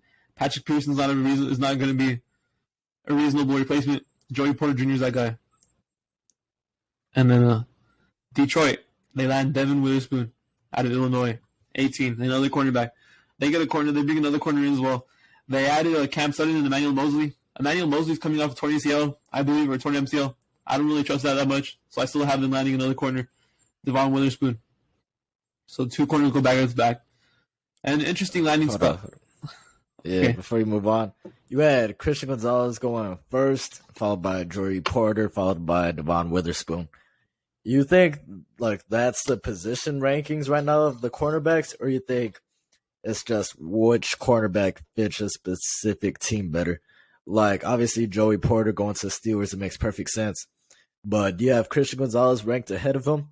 Like, let's say it got down to it, the Commanders. You think they have Christian Gonzalez number 1? Or you think it's just more of a team fit type of thing? I think Christian Gonzalez is number 1. But Devin Witherspoon and Joey Porter Jr., I think they're replaceable. Like, you can switch them either out. I just put Joey Porter Jr. there because he has the Pittsburgh ties with his dad. So that's why I really slotted him there. But Devin Witherspoon, I think Devin Witherspoon's a little bit better than Joey Porter Jr., to be honest with you. So I'll probably have Devin Witherspoon 2 and Joey Porter Jr. 3. But I just like the fit better. Just because of the family ties and everything already. That's why I put him there. Yeah. All right. Okay. Here we go. We're almost done. 19. Bijan Robinson. An interesting landing spot here. Tampa Bay. It's not the flashy market. But Tampa Bay was the worst rushing offense last year. On Tampa Bay, they just go best player available. And that's Bijan Robinson. They have Rashad White. But Bijan Robinson's way better than Rashad White. I think you just take him right here. It's perfect spot 19. You get a game-changer player, like Isaac just said, in his mock draft. You take Bijan Robinson here. Perfect fit. Tampa Bay, they need a running back, a legitimate running back. Rashad White could be his backup, and that'll be perfect. But Bijan's way better. Bijan's on another level. So they land Bijan Robinson here in this draft at number 19. Pretty good pickup if this happens in real life. All right, here we go. Number 20, Seattle is taking another D-lineman, essentially, Elijah Cansey. This would basically just make their D-line legitimately scary if both of these guys can develop, because Elijah Cansey out of Pittsburgh, he's another guy that's pretty underrated. He was more than likely going to be a 2nd or 3rd round pick before the start of the season. But things changed. Elijah Cansey has really moved up the boards, and I have him going 20 to Seattle. Seattle lands Tyree Wilson and Elijah Cansey, making their D-line really good. Here, they get brought in to pair up with Jerron Jones on that D-line. Okay, number 21. This is my favorite pick of the draft, to be honest with you. This is the perfect fit right here. Zay Flowers to the Chargers. It's a really good fit. He brings that speed. He brings the speed the Chargers receiving core is missing. The Chargers receiving core, they need speed badly, and they don't have that speed. Mike Williams doesn't bring that speed. Keenan Allen doesn't bring that speed. Joshua Palmer doesn't bring that speed. This is the guy they're missing that Justin Herbert needs, a guy that has pure speed and can get open a deep throw like this. Speedster. And this is perfect fit. Zay Flowers gets to the Chargers. All right, here we go. Number 22. We got some Clemson guys coming off the board here. Myles Murphy, the edge rusher, heading to Baltimore. I can see Baltimore going with receiver here too, but I don't really know, because I don't even know they're going to have Lamar back next year. So I think more than likely they go best player available. I think the best player right now on this board is Myles Murphy, the edge rusher out of Clemson. Another guy you can put in that D-line, Baltimore. Their D-line can get a little scarier here. Odafe Oweh already there. They get Myles Murphy. Myles Murphy can be really scary in that Baltimore D-line. All right, real quick before we move on. To me, it seems pretty low for Myles Murphy. Like, I'd seen some mock drafts where he ends up going, like, in the top 10 and stuff like that. So, why do you think this is, like, an appropriate spot for Myles Murphy? Am I tripping by saying, like, he could definitely go in the top 10, or are you just not as high on him as, like, most other people are?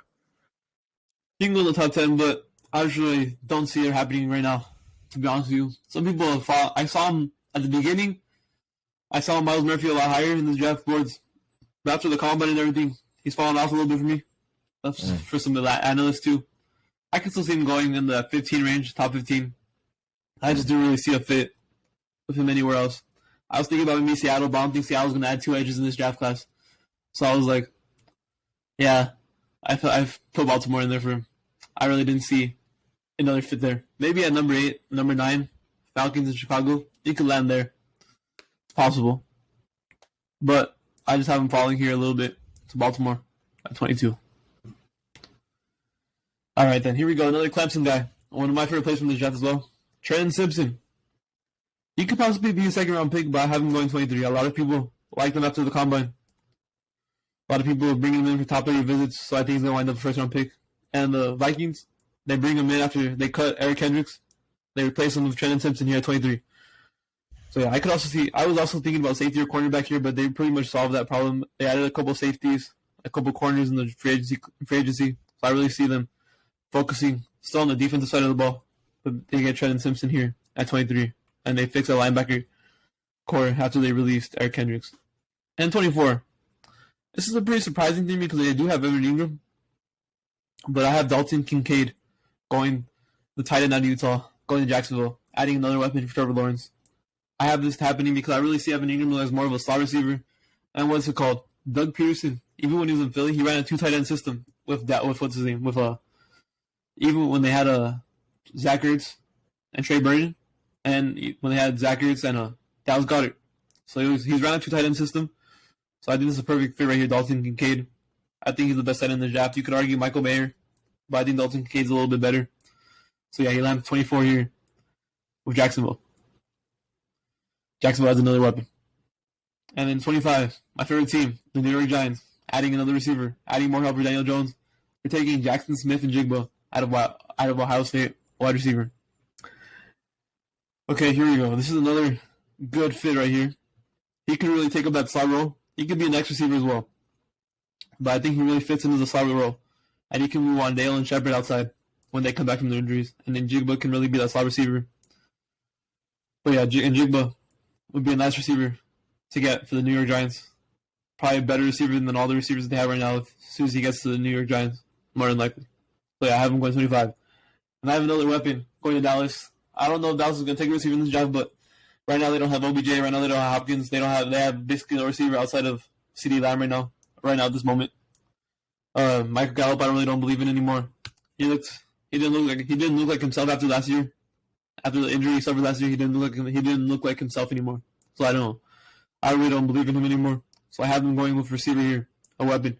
Josh Downs, the wide receiver out of North Carolina. And another really good option. He's a short guy. He's like 5'10", 5'9", but he's a speedster, and he can play on the outside. Just because he's short doesn't mean he can't play on the outside. Josh Downs would be a perfect receiver to pair up with CeeDee Lamb because CeeDee Lamb does most of his work in the slot. He does most of his work in the slot, but he can also play on the outside. But really with this, you can put CeeDee Lamb in the slot, and you can put Josh Downs on the outside, and it'll be perfect. Michael Gallup on the outside as well. He'll be a third receiver. Perfect right there for the Cowboys. Okay, here we go. Buffalo. 27. Drew Sanders out of Arkansas. Another one of my favorite linebacker prospects in this draft. You can really interchange him. You can really interchange him and Trent Simpson, but I think Sanders fits right here with Buffalo. Buffalo gets the replacement for Tremaine Edmonds. They lost Tremaine Edmonds to the Bears. This is a fit right here. You get Drew Sanders, you pop him in right there next to Matt Milano in that linebacker core for the Buffalo Bills. And the Bengals, they're going to go with Brian Branch. This is probably actually a little bit low for Brian Branch. I can see Brian Branch going in the top 20. But he just falls in this draft. He goes to the Bengals. The Bengals get their new safety. They pair him up with Daxton Hill in the back. They lost Jesse Bates and they lost Von Bell in free agency. So they get their new safety right here, Brian Branch. You can even play Brian Branch in the slot a little bit too, in the slot cornerback spot. So yeah, Brian Branch he pairs up with Daxton Hill in the backfield and the safety. Excuse me. He gets paired up with Daxton Hill in that safety duo right there, Cincinnati. He replaces Jesse Bates, he replaces Von Bell. There you go.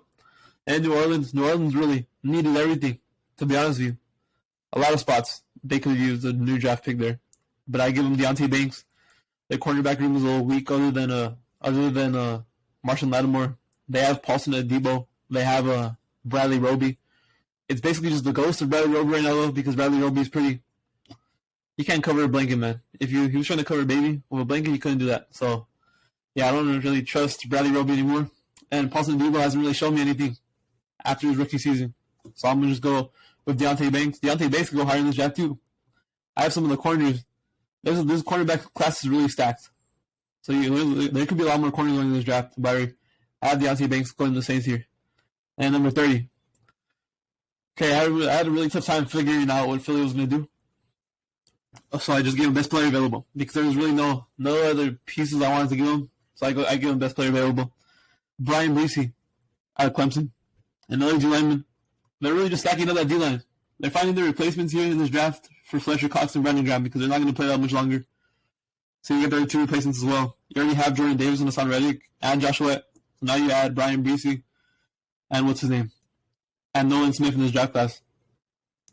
Brian Breesy could be really good for them as well, next to Jordan Davis and that D-line as soon as Fletcher Cox retires. So yeah, it's a nice fit right there. For Philly, they go best player available. Number 31, the last pick in the first round. DeJuan Jones, the second tackle out of Ohio State. They're probably needing the Chiefs need another tackle because right now they let go of Orlando Brown. They lost Andrew Wiley as well to the Commanders. So they lost their 2 tackles. They signed Juwan Taylor. But Juwan Taylor can only play 1 tackle spot. He can't play both. So they landed their tackle. I could see the going receiver here, but I think they'll solve receiver. More than likely, they'll solve receiver in the trade market or the free agency market. I think they're more comfortable with receiver, not to take a receiver in the first round. So right here, they go with DeJuan Jones. Two Ohio State tackles go in this first round. Paris Johnson, the number 13 to the Jets, and DeJuan Jones to the Kansas City Chiefs at 31. All right. That's my mock draft. Yeah, that's pretty solid. You had some pretty interesting picks. I'd say you explained your reasoning pretty well. I had a bit of questions, but you answered it pretty well. I like this overall. It's pretty good to see where everything turned out. But by the time it gets to draft night, I mean, everything changes. So yeah, it look good right now, and then just be completely off by the time draft night comes around. But that's the beauty of draft night. All right, so it's a pretty long show, but let's end it off with some NBA talk. Let's move on from the NFL. I'm pretty tired of talking about NFL now. Let's go. Let's go to NBA. All right. So, okay, we're going to talk about some of the games that happened last night. The game I want to talk about, of course, is Philadelphia versus Cleveland. It's a pretty good game. Philadelphia has won 6 games in a row. They basically secured a 3rd seed or higher with this win. Cleveland's really not going to catch them up anymore. They're 6 games back of Philadelphia. I don't see it happening anymore. Cleveland's basically locked in at that 4th spot. Philly is basically pretty much locked into either the 3rd seed or the 2nd seed. They could possibly pass Boston. So don't be surprised if they pass Boston because Boston's been on a little losing streak. Or they've lost more games than usual than they're used to. So yeah. Mm-hmm. All right, we're gonna talk about some of the games. So Embiid had another stellar night. 36 points, 18 rebounds, 3 assists. Harden 28 points, 12 assists, 6 rebounds. I don't really think this is that much of a hot take because they've been playing out of their minds this year. Embiid and Harden might be the best duo in the NBA, and that's not even something crazy to say because they seem like a perfect fit together, especially this year. Harden leads the league in assists, and Embiid leads the league in points. It's not a crazy thing to say anymore. They might be the best duo in the league. They fit perfect for each other. This is probably Harden's best. Probably his best. Maybe you could argue Kevin Durant in Brooklyn, but this is probably his best player he's played with. That's how good Embiid's been this year. He's been out of his mind. Embiid's taken over as the leader for MVP as well. He's the favorite to win MVP now, so he might finally get that coveted MVP that he's wanted for a little bit here.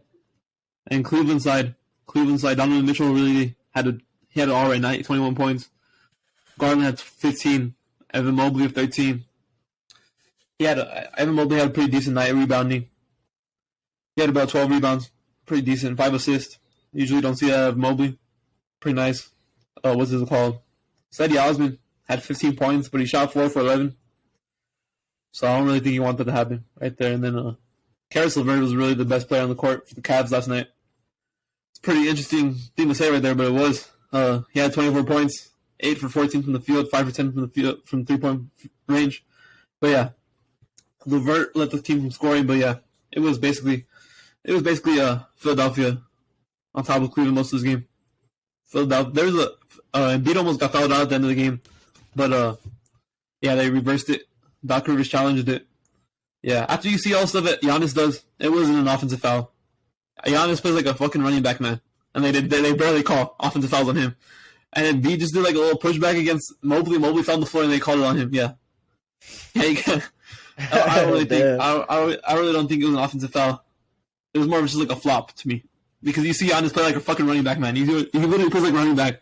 So I'm just gonna be like, yeah, it was not an offensive foul, but yeah, it wouldn't have mattered either way. Philly had that win locked up. So yeah. Yeah, it's pretty interesting to see Embiid now at the top of the MVP rankings. Cause I'd say we've been talking about it for a minute. Like I thought for sure Joker had to get it. I'd Yeah. say he's been one of the best big men. Like it's one of the greatest big man season of all time. And the Nuggets were the number one seed in the West. But now Philadelphia and Denver actually have the same record now, which is a bit of a surprise because Denver is first in the West and they've separated themselves by a pretty good margin. So initially you would think like, oh, okay, Denver is kind of running away with things, have been the best team in the West. That necessarily isn't really the case. The East at the top has been pretty good with Milwaukee and Boston running things for most of the year. Now you got Philly coming up there too. And seeing Embiid just really dominate the way that he has, leading the Philadelphia 76ers to 6 straight wins. It's pretty incredible to watch. It's honestly still shocking me, though, to see the Joker not leading as the MVP favorite. I still think that at the end of this season, Joker is going to end up being the MVP. Unless things keep on continuing to trend down for the Nuggets and they keep on going up for the Sixers. I really honestly can't see Joker have the season that he's having and end up losing the MVP. I just honestly can't see it. Mad props to Embiid, though. Mad props to Embiid. It's been the same MVP race for the past 3 years. Embiid and Joker going at it. Joker's 2-0 right now. Maybe it's Embiid's shine. Maybe this is Embiid's time to shine right here. He finally gets what he should have had at least one of these past 2 years. And I'd say I'm really hoping for it because he definitely deserves at least one. Yeah, to be honest with you, that same argument you can make about Jokic having the type of season that he's having, and Embiid's having one of the best center seasons as well. The most 35 points per game in the season by a center since the merger. And Embiid's about to pass. He's about to break it probably. Because he's going to have probably more. Right now it's MVP Shaq at 23. It's Joel Embiid at 24. And it's MVP Moses at 25. So yeah, it's pretty. He's having one of the best center seasons of all time. I don't even think Shaq averaged 30 in the season. I'm pretty sure the highest he ever averaged is 29.9. And Embiid's averaging 34 almost. He's leading the league in scoring. So same argument you can make about Jokic having one of the best center seasons of all time. Jokic is doing the same thing. I mean, Embiid's doing the same thing. Excuse me. I'm probably getting confused a little bit. I probably said Giannis a little bit. I don't even know what I said. But yeah. The same argument you can make for Jokic having one of the best center seasons, you can make it for Embiid too. And Embiid, sometimes Embiid's team sells him. I'm just going to let you know. I'm a Harden fan, but sometimes Harden sometimes doesn't have the best nights. Tobias especially hasn't had the best nights a couple of times. The last 10 games, Tobias has not been there for him. Tobias is averaging like 9 points on like 30% efficiency. Yeah. Holy shit. It has not been good.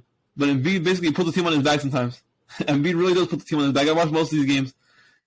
He basically carries them. He's had a couple of game winners this year. And that's because Embiid has to put the team on his back and carry them. He has to carry the load. He has to basically be out there for the whole game. Or the Sixers would lose. To be honest with you. They'd probably lose a lot. They probably would have lost a lot more games if Embiid doesn't play practically the whole game. So yeah. Alright, let's move on to your favorite team. They finally got a big. I don't know if you consider this a big win. Because I mean, any win is big right now. Any win is big right now after the type of streak that we've been on. I mean, any win is pretty big. We had 5 players reach 20 points last night, which is pretty good. I believe it was Josh Green, Jaden Hardy, Reggie Bullock, Christian Wood, and by some miracle, Dwight Powell hit 20 points. Some miracle, he was able to get 20 points without Luka. Which is honestly insane, bro, because whenever Luka doesn't play, Powell can't get anything going. So that was honestly a huge shocker for me. We got the Lakers coming up. We need our revenge after that BS freaking choke lead that we had like about 2 weeks ago. Yeah, we need to make up for that. Been going on a bit of a downward spiral lately, and it hasn't been pretty at all. It's been pretty annoying, to be honest. Kyrie went down, and it turns out it might be a serious injury. I believe it was with his foot. He was also going on like some random rants about some courtside fans and gambling. Oh, he just went on another Kyrie rant, which is pretty interesting to see at this point now that he's on my favorite team. But I guess it's something I'm gonna have to get used to. Him going on these random rants about whatever the hell goes on in his mind. But I'd say any win is a good win. The Spurs, I know the Spurs suck, but at this point, I'll just be happy to take a win over these guys. All right. I mean, this is a game we should win, even without Luka, even without Kyrie. But yeah. All right. I want to talk about something real quick. I want to talk about Christian Wood because Christian Wood had 28 minutes played, he scored 28 points. The thing I'm concerned about is I could see the Mavs letting go of Christian Wood because I don't think the Mavs really seem that important, especially Jason Kidd. It doesn't seem like Jason Kidd really cares for him that much. He really doesn't play him. He's really reduced his minutes, kind of. Yeah, he should. These are one of these games where he should have started, to be honest with you. That's exactly my point, bro. That's exactly my point. That's one of my biggest issues with this team this year, bro, is that Christian Wood performs. When he was starting for this team, he performed. Like, bro, Christian Wood deserves to be a starter in this league. He deserves to be a starter for this team. He wants to be in Dallas. Bro, that's one of the most frustrating things every single night, bro, is why are we starting Dwight Powell? But Christian Wood gives us better production every single time. Okay, maybe you want some production off the bench, that's fine. But why is Dwight Powell and Maxi Kleber getting more minutes than Christian Wood? It honestly makes no sense to me. He's been putting in better effort on defense. He's a good shooter. He's a pretty solid playmaker for a big man. He's a solid scorer. Solid 17 to 18 point per game scorer when he gets good minutes. That's on the low end too. So why Jason Kidd doesn't want to play him is beyond me. Like, I genuinely don't get it. All the Mavs fans are pissed off about this. I really don't like how they don't care about Jason Kidd or Christian Wood. They don't use him as much as they nearly should. He's a big part of this team, but it feels like the coaching staff fails to realize this. They fail to realize this, and it really frustrates me. It's one of the most frustrating things about this team, to be honest. Especially when you got Luka down, you got Kyrie out, even Tim Hardaway Jr. was out, but you can't start Christian Wood. It makes no sense to me. Like, legitimately no sense. I get those are all front court players, and you need some guy. It just doesn't make sense. It really doesn't. He needs to start. He's going to be a big part. If we want to do anything towards the end of the season, he's going to need to start. I'm tired of seeing Dwight Powell out there. I love Maxi Kleber. He's one of my favorite players on the team. But to play him more than Christian Wood is absolutely absurd. I really dislike that. Yeah, it doesn't make sense to me. All right.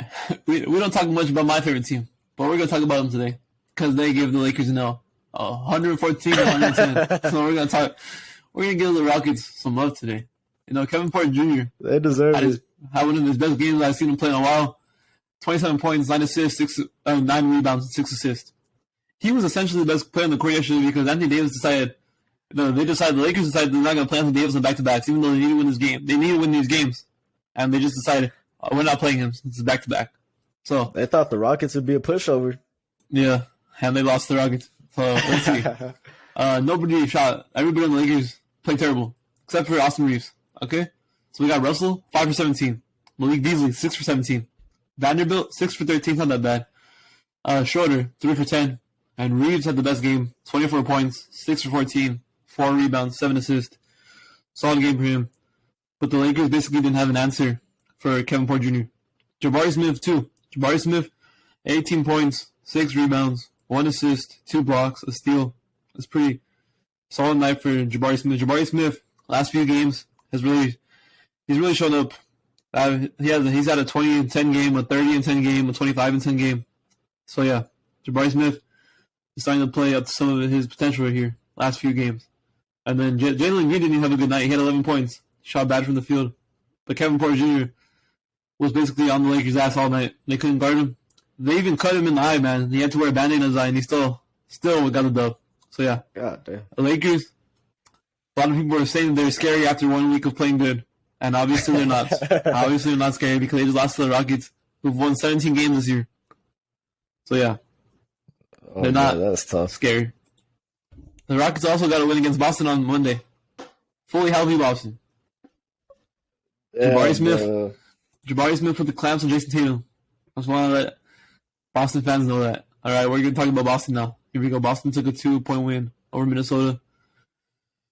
All right, Jason Tatum really didn't do shit again. Okay, we're going to be honest with you. Yeah, bro. Yeah, this happens way too often, bro. This happens way too often where he falls. I mean, they get the job done for sure, bro, but Tatum doesn't perform like he's the best player in the team sometimes. Yeah, he had 22 points, but he shot 4 for 16. He had 14 points for his free throws. So, yeah, that basically tells the whole story. Jaylen Brown was the best player on the court yesterday, 35 points. This is a team that they should be blowing out, to be honest with you. Or winning by like 10. But like I said, they already lost. They just lost to, what's it called? To Houston. So that just shows you where this Boston's mentality is right now. Boston may not be as big of a contender as we think. That's the way they've been playing in the regular season. I know it's the regular season, but last year in the regular season, they were unstoppable, basically, heading into the playoffs. And they're not looking unstoppable anymore. Right now, to be honest with you, Philly and Milwaukee have been looking a lot better last few weeks. Boston did beat Philly the last time they played each other, but Philly has looked better than Boston the last 2 weeks, at least 3 weeks. And that's what you want to look. You want to look better. Ever since that game where they played against each other and Boston took that win, it's been going completely opposite directions ever since that game. Yeah, this is where you want to look better too. You're heading into the playoffs. This is not where you want to look bad. Because when you look bad here, that usually means a first round exit maybe, or even a second round exit, or even maybe a first round exit if you're not ready in that first round. So yeah. Yeah, Anthony I really can't Edwards, see him 20 points. losing to a team like the Hawks or something like that. Yeah, no. Second round exit, though. It's going to be tough between them and Philly. I'm assuming Milwaukee retains that number one. Like the way things are going right now, Milwaukee will probably retain number one.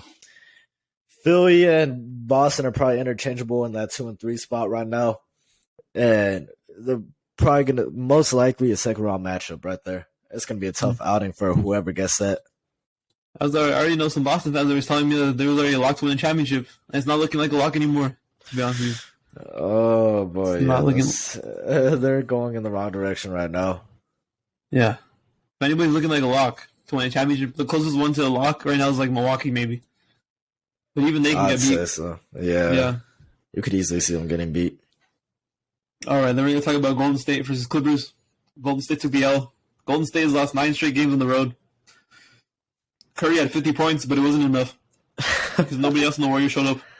Draymond Green, oh boy, 8 points, 7 rebounds, 5 assists, or 8 rebounds, but still not enough. Klay Thompson, 15 points, but he shot more. He attempted more shots than points he actually scored, so that's not a good thing. Stephen Curry, God damn. Stephen Curry's the only one that really showed up for this team last night. Jordan pulled 2 off the bench, 19, but it was really just Curry, 50. When you score 50 and it's not enough, there's problems on your team, man. If you score 50 and there's not enough to win, yeah. More than likely, your team's not in a good place.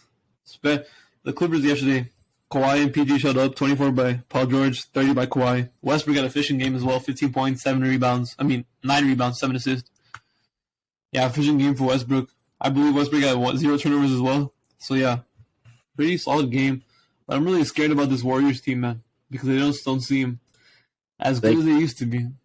They can't win on the road, bro, and that's a serious issue, especially when you get into the playoffs and the intensity is turned up, and you got to go into an opposing stadium when you can't even win on the road in normal regular season games. That's a huge issue, bro. And it's not like they're just losing to like good teams on the road. They'd be losing to like Orlando on the road, bro. It's not pretty for them right now.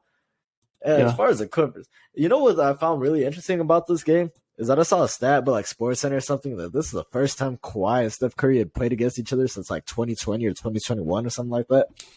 Yeah. That is absolutely insane, bro. These two, it's a good matchup when they do play, though. I think people forget how good Kawhi really is just because he's not always in the media. He's not always getting all the glitz and glamour. But when you see Kawhi, when the spotlight's on Kawhi, when you pay attention to the Clippers, you know Kawhi is a freaking Terminator, bro. He's a robot. I think people seem to forget that at times. He's still one of the elite players in this league, and he rarely gets talked about at times. He's better than a lot of these guys right here that you have putting over him. Kawhi is that guy, bro. Don't let his quiet antics off the court, his quiet on the court play fool you. He's still that guy, bro, and I'm terrified of Kawhi. Speaking from a fan who's played against Kawhi 2 straight years in the playoffs and see what he can do, as a guy who saw what he did in Toronto, completely, well, we thought it was the end of an era for Golden State. It turns out it may not have been, but, bro, don't sleep on the Clippers, bro. Don't sleep on Kawhi, bro. Kawhi is a different beast. Kawhi can get the job done. As long as he stays healthy, he will get the job done, bro. He's a freaking Terminator out there. All right, let's move on to the next game. I don't really want to talk about this game that much. It's Miami Grizzlies. Miami blew them out by 19. Not much to say about this game. Memphis Grizzlies still missing Ja. It seems like Ja's suspended for 8 games, and 8 more games he's going to come back. So at least they got some clarity that they're going to get Ja back. Not much to say about this game. Miami got a nice win here. Yeah, I really don't want to talk about this game that much though, because like you don't want to I really don't care for Miami. Yeah. You don't want to give Miami any love. Any credit. Yeah, Miami has 11 more losses than Philadelphia, so let's just leave it at that. All right. There you go, Miami fans. Yeah, 11 more losses. All right, the last game. This is a game I want to talk about at least a little bit. Chicago, Sacramento. Chicago had a big lead, but Chicago can never hold the lead. This whole season, they haven't been able to hold the lead, and they choked it again in the third quarter. And in the fourth quarter, it was tied. Like a couple seconds left. De'Aaron Fox put the dagger in. 3-point pull-up jump shot, buzzer beater. Ended the game. Yeah. The Bulls have got a couple of buzzer beater wins against them. So it's like, yeah, it's like an ordinary game for the Bulls. Yeah, the Bulls really, yeah, they're not good. Yeah, they got old man DeRozan, Zach LaVine, who just doesn't want to play defense. And also inefficient most of the time. Nikola Vucevic, overrated. Patrick Beverly, not good. I don't know what you want me to say about this team. It was like Patrick Williams, kind of a bust, to be honest. Yeah. He's not looking good. I had some higher expectations for the Bulls, too. I mean, it's crazy. 1 year ago, like at this time, well, maybe not necessarily at this time, but like last year in January, the Bulls were a number 1 seed, bro. They looked like a legitimate team down there in the East. DeMar DeRozan was playing like one of the best players in the league. Zach LaVine, we know who Zach LaVine is. I'm pretty sure they still had Lonzo Ball at the time before this guy keeps on getting injured and injured and injured. I heard that he might need another surgery, bro, to fix something that's been trying to heal for like the past year already. So, bro, I don't know about Lonzo Ball anymore. It might just want to take like a cheap deal, go to LaMelo, wherever the hell he ends up going. I think Lonzo should just retire. Bro, it's been really tough for him lately. He's not coming back next year. They already said he's not coming back. Basically, they say he might not come back, but it basically means if they say that, it means you're not coming back next year. He's probably gonna miss the full season again. I think it's just time to call it quits for his career, to be honest with you, because he's just injured all the time. Taking way too many injuries, bro. And it's not even like it's minor injuries here and there, bro. It's injuries that keep him out the whole season, bro. So yeah, I'd say he could make money off the court. That's not really an issue for him. His dad's one of the best marketers I've ever seen in my life, bro. Like, let's be for real. He really knows how to market his boys. He's been doing this since they were in high school. He could get money off the court. He's got endless opportunities off the court. He doesn't need basketball to make money.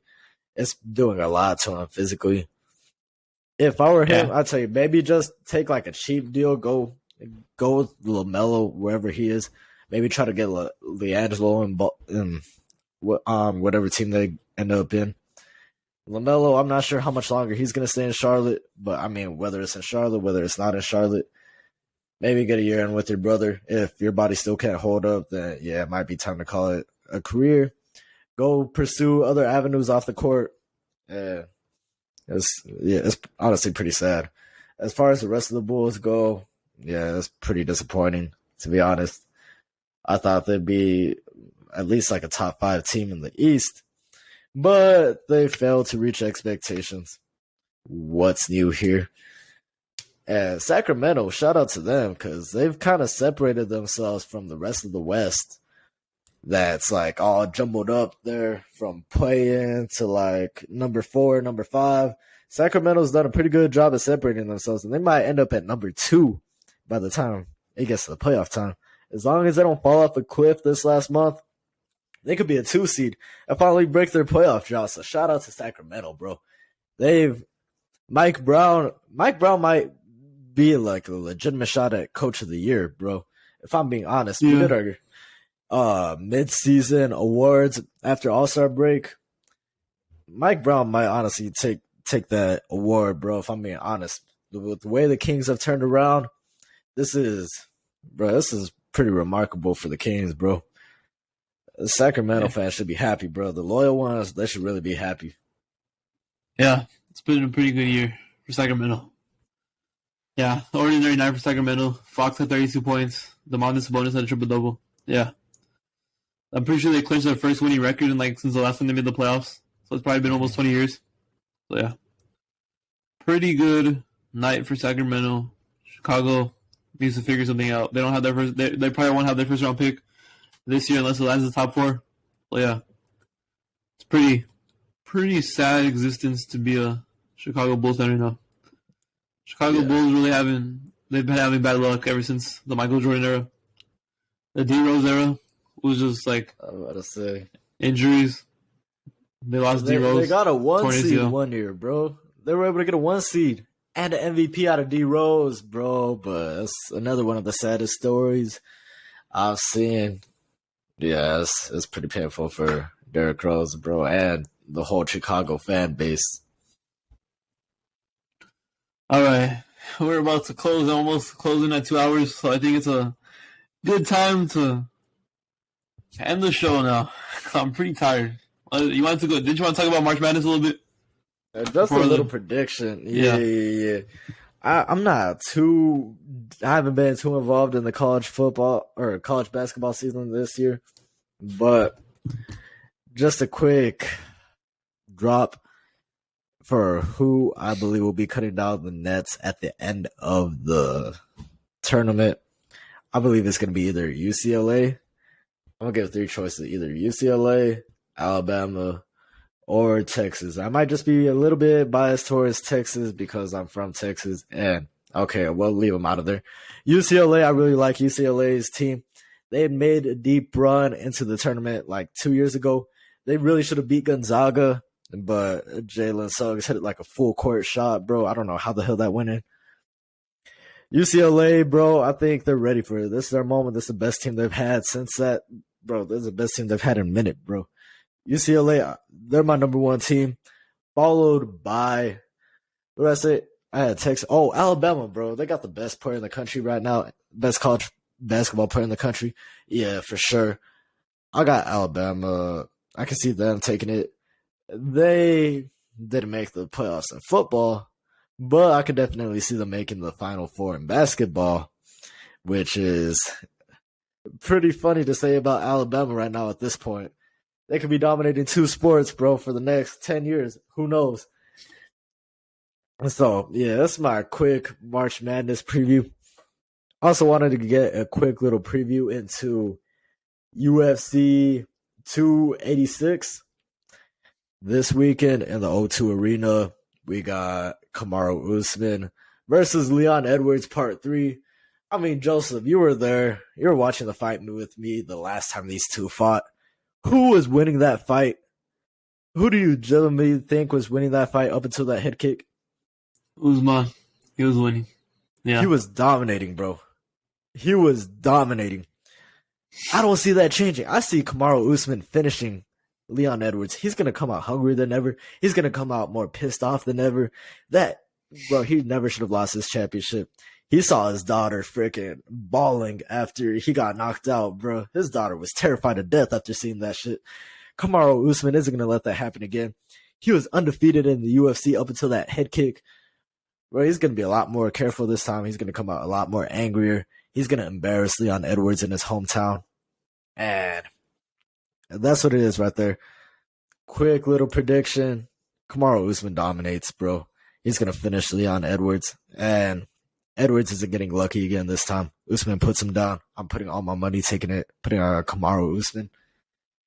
That's my prediction for UFC 286. We also got Justin Gaethje versus Rafael Fiziev. But I don't even know how to pronounce it. Gaethje, he was coming off a fight against Charles Oliveira where he got tapped out. I believe it was the first round. I see Gaethje coming back. I'm not really too familiar with Raf, but I'd say a quick little prediction. I got Justin Gaethje winning. So those are my picks for the final two. UFC 286 this weekend, O2 Arena in London, England. Yeah. I have a question. If Usman loses, is he pretty much done? If he loses his fight, is he pretty much done? I don't think he gets a shot at Edwards again. He might try to like run it back with like Colby Covington or something, but I don't know. I don't think he gets another shot at Leon. He might have to earn his way back up there. Usman's the betting favorite, right? Mike probably. Is he the betting favorite? Yeah. He's still 2-1, I'm pretty sure. He's still 2-1 because, yeah, I'm pretty sure everybody saw it. For some reason, everybody got excited off that head kick. I've been seeing polls, bro, where it's like 50-50 Edwards Usman. I'm like, what the hell, bro? Did you not watch the other 20 minutes of that fight, bro? It's like, it makes no sense to me, bro. But I tell you, Usman's gonna put him down for sure. I'm more confident this time than I was the first time. Yeah, he's gonna put him down for sure. It can end on decision, right? Like UFC? It can end on decision. Yeah. All right. So if it ends on decision, it's more likely going to be Edwards, no? If Edwards makes it, unless he gets dominated fully. I think it's going to be, even if it goes to decision, bro, I think it's going to be Usman. Like if you saw we saw that last fight, bro, Edwards, he won the first round. After that, Kamaru got pissed off, bro, and he was just dominating him for the rest of the fight. So round by round, I think Kamaru wins. I was just asking just because usually they usually favor the champion for the what is it called? Yeah. Whenever they go usually to the champion would be favored. Oh yeah. That's all I'm pretty sure everybody knows that Kamaru really should be the champion right now. Kamaru really should be the champion. It was off a lucky head kick. I mean, shout out to Leon because he was able to set up for that head kick. But bro, one more minute, Kamaru was easily going to be and still, Leon Edwards would have probably head to the back of the line, bro. He wouldn't have gotten a rematch because it was that dominant of a win for Kamaru Usman. They probably would have gave a shot to either like Khamzat Chimaev or maybe Colby Covington already lost twice. Maybe Gilbert Burns. I don't know, bro. It probably would have been a different challenger this time. But Leon Edwards would have gotten that shot again because of how dominant he was losing that last fight. If it was 1 minute shorter, bro, Usman would have put him, I'd say, Leon Edwards wouldn't be champion. He wouldn't have gotten another championship shot for as long as Kamaru Usman's reign continued. All right, then. We can end the show off there because I'm falling asleep right now. We're already 2 hours. It's almost 2 hours into this thing. All right. See you guys in the next episode. We'll see you on the, what is it? 11th episode? No, 12th. No, 11th. 11th. All right. All right, we'll see you. We'll see you later. All right. Peace Thank out. you for watching. Like and subscribe. Bye.